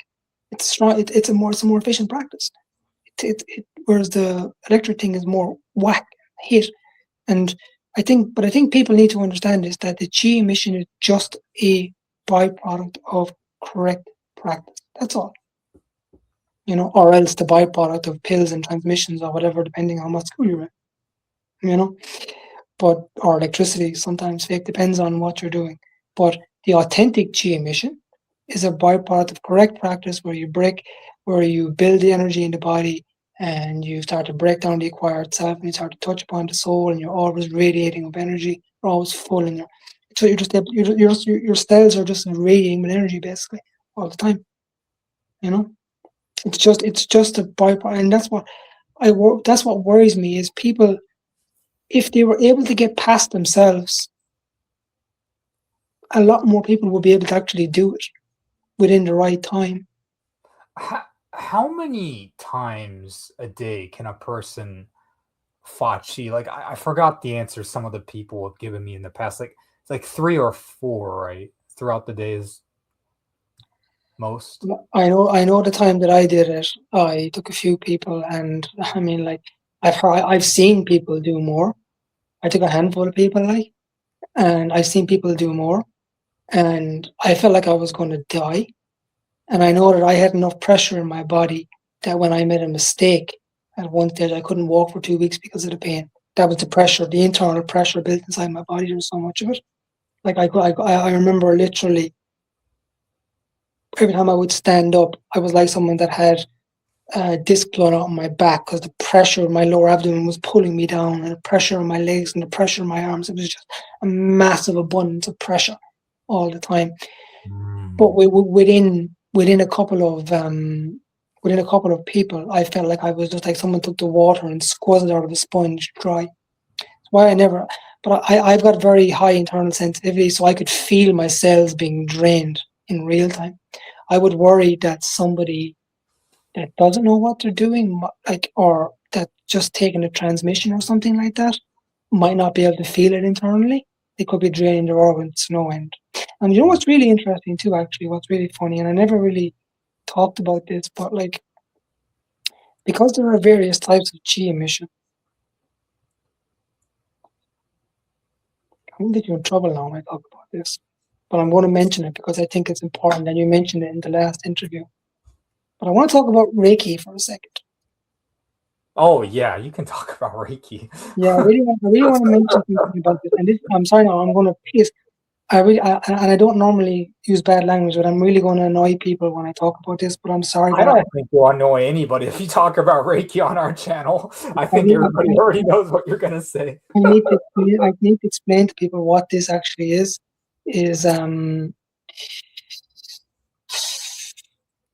Reiki, in its original form, is unavailable to the public and unavailable in the West. It's got to do with working with Ling Qi, which is a very highly reformed type of Qi. Not available. What is available is this modernized, kind of similar to Kundalini, this modernized, fractionalized, misunderstood representation of it that's mixed with a misunderstanding of chakras and whatever else. It's just a complete mishmash. But what's interesting about it is, why do people feel things when they get it done, and why does it work? Ever noticed that? People always talk, oh, I felt this, or this happened to me, or I got something. What do you mean by why it works? I'm going to be blunt with you. I mean, like, I'm actually surprised that people do Reiki because it, A, doesn't work, and B, well, it just doesn't work. I mean, it's almost like I talked about it on my channel. I don't think, I'm not afraid to talk about it because I'm pretty sure the majority of my, audience is fairly high level compared to like a regular spiritual folks. I don't think they'll be offended unless you're like a complete noob. Like, Reiki is like a pyramid scheme where you basically pay to get this Reiki master title, and that's it. It's like a pyramid scheme essentially. Oh, there's a little something to it. I'm not going to lie. Yeah, but what is that little something to it, though? I mean, like if people are being cured by a Reiki session, like everybody will be lining up to go to Reiki sessions. I mean, well, they're not necessarily being a little bit of like sensation of heat, so to speak. Like, yeah. What is that? Do you think that's exactly what I want to talk about? What is that sensation of heat or that sensation of something? I mean, you can call it magnetism, or you can call it thermodynamics. I don't know. Like, it's just like, oh, it feels so kind of good. Oh my gosh, I feel better, but I'm still ill. That's what's happening. But since you gave them their time, you got to pay the Reiki healer, right? I mean, that's essentially the business of Reiki. I mean, that's the way I see it, and that's the way many see it. I mean, this isn't just my opinion. Like, I'm just speaking reality here. Like, Reiki is nothing. Reiki is a pyramid scheme. That's what it is. And I'm like I said, I'm not trying to insult the practice. I'm from Japan, where Reiki's from. Yeah. I'm not afraid to tell us, call it what it is, because that is what it is. Like, Well, it's interesting you said that, because, like you said, there is a sensation of something, but I want to talk about what that sensation is for a moment, because it's very important. And I think people miss this, and if they knew what it was, they'd be very, very careful. Feel free to share. What is the thermodynamic sensation they feel? Well, the thermodynamic, and sometimes it's like slight magnetic current, or this slight, like very timid electric current. Well, I'll put it this way, Chura, you know as well as I do that Reiki, like you said, is based on these weekend certificates or this week-long course or whatever this word is. That. Let me ask you a question. When you go through real energetic work and real energetic transformation, I told you before, you've got to go through a process of opening the body, clearing out all the turbid chi and all the blockages and all this crap and crud that's in the energetic system. But if you haven't done that, and you've got some kind of strange empowerment in your auric field, that's kind of a weird mishmash of something that gives you a little bit of energetic sensitivity, but not much. You might feel a little bit of something, you know what I'm saying? Like these little sensations.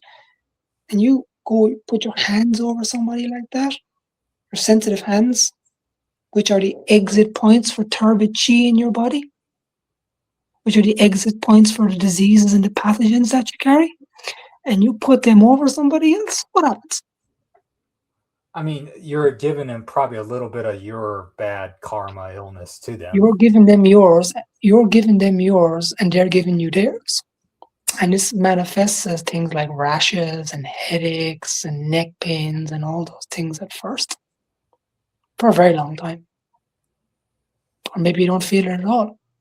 And all of a sudden an organ goes, or you get a cancer patient, and you unknowingly give yourself cancer, or something like that happens.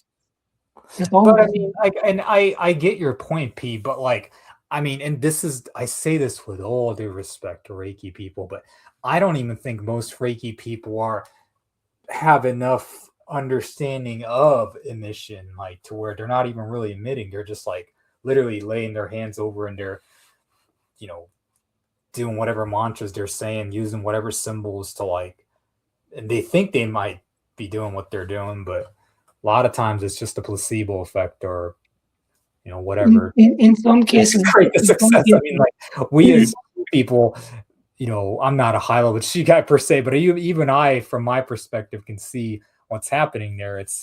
There's very, very little success or very, very little emission going on. there can be. With all due respect.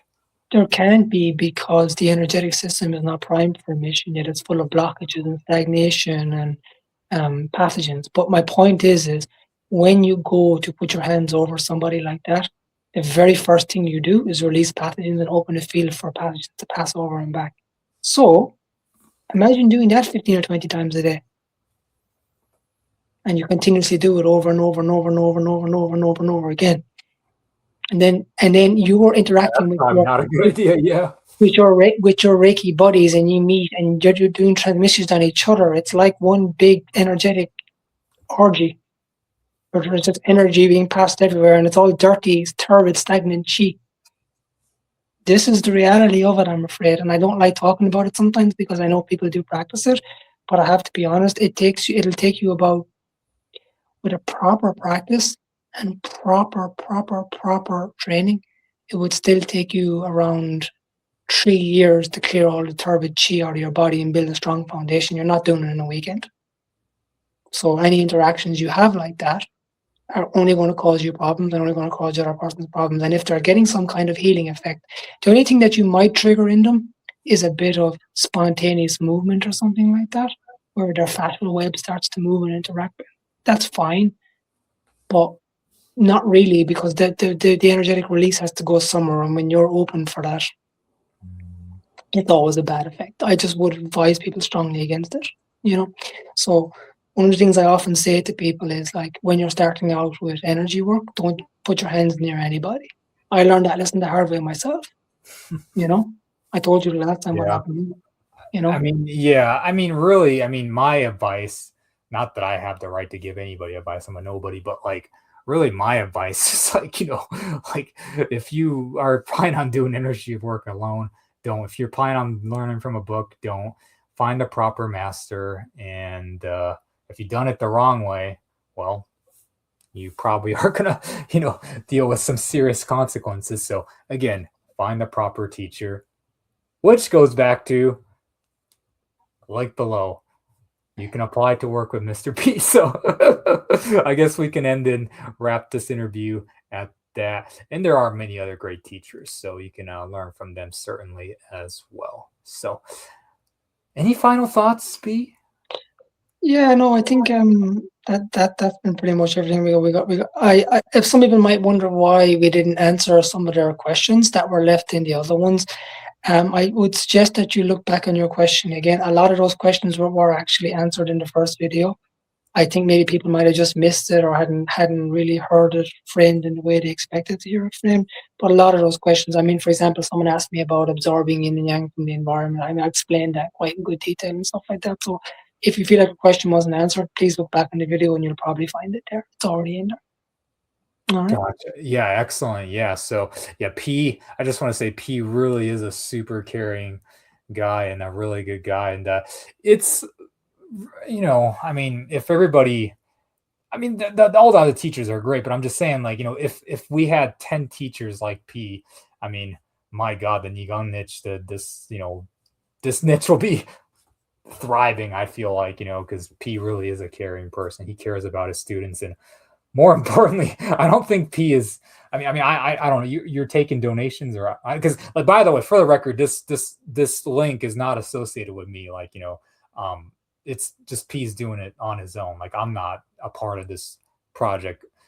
Are you taking, are you going to charge people? I don't even know how it's going. I don't know what's going to happen. I just want to see if there are some people out there that I can help and I'll have a discussion with. And that's all I'm really offering at them, is to A see discussion. Okay. a discussion. Because if I thought, So no fees, no donation, and I nothing have like no idea what's going to happen yet, I think that I will have a conversation with anyone that wants to have a conversation that I feel is looking for the right reasons.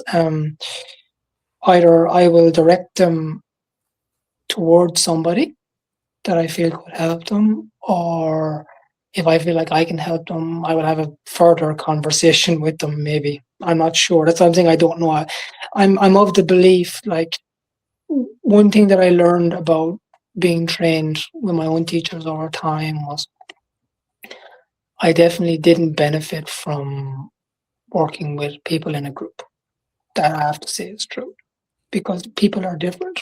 And that was what I learned from my own experience. I was looking around me and I was like, well, you know what? There's 5 people over here and they're all going through one process, and you're over here. Sorry, there's 50 people over here and they're going through one process, and you're over here and you're going through another process. And this teacher knows how to cater for those 50, but he can't cater to you in the presence of those 50. That's not good. So that's why I'm not a firm believer. one-on-one is ideal. Yes. Yeah. So if I was to work with someone, it would definitely be individually, and I'm not sure how that would look. I'd have to talk to them, basically, I'd have to Yeah. see. I'd have to Yeah. judge that. That's why I say fill in the form, and if I feel like you're sincere, I'll have a conversation with you, and we'll talk it out. Excellent. Okay. Well, like I said, guys, the form is below, so you can apply if you're interested. So, okay. Well, thank you so much, P, once again for coming on, and maybe if you're called for it, since you're friends with me, we could do a part 2, part 3, possibly if you want to in the future. If you call for it, feel free to reach out to me, and maybe you can appear on my channel again. But I feel like we've pretty much answered every single question that we can think of. But maybe, I don't know, over time maybe there are going to be more questions in the comments section that are relevant, that that are good to be answered or something like that. Who knows? So if you guys want to see a part 3, leave the questions in the comments below, share the video across social media and stuff like that, and we'll get to a part 3. That's what you really want. No problem.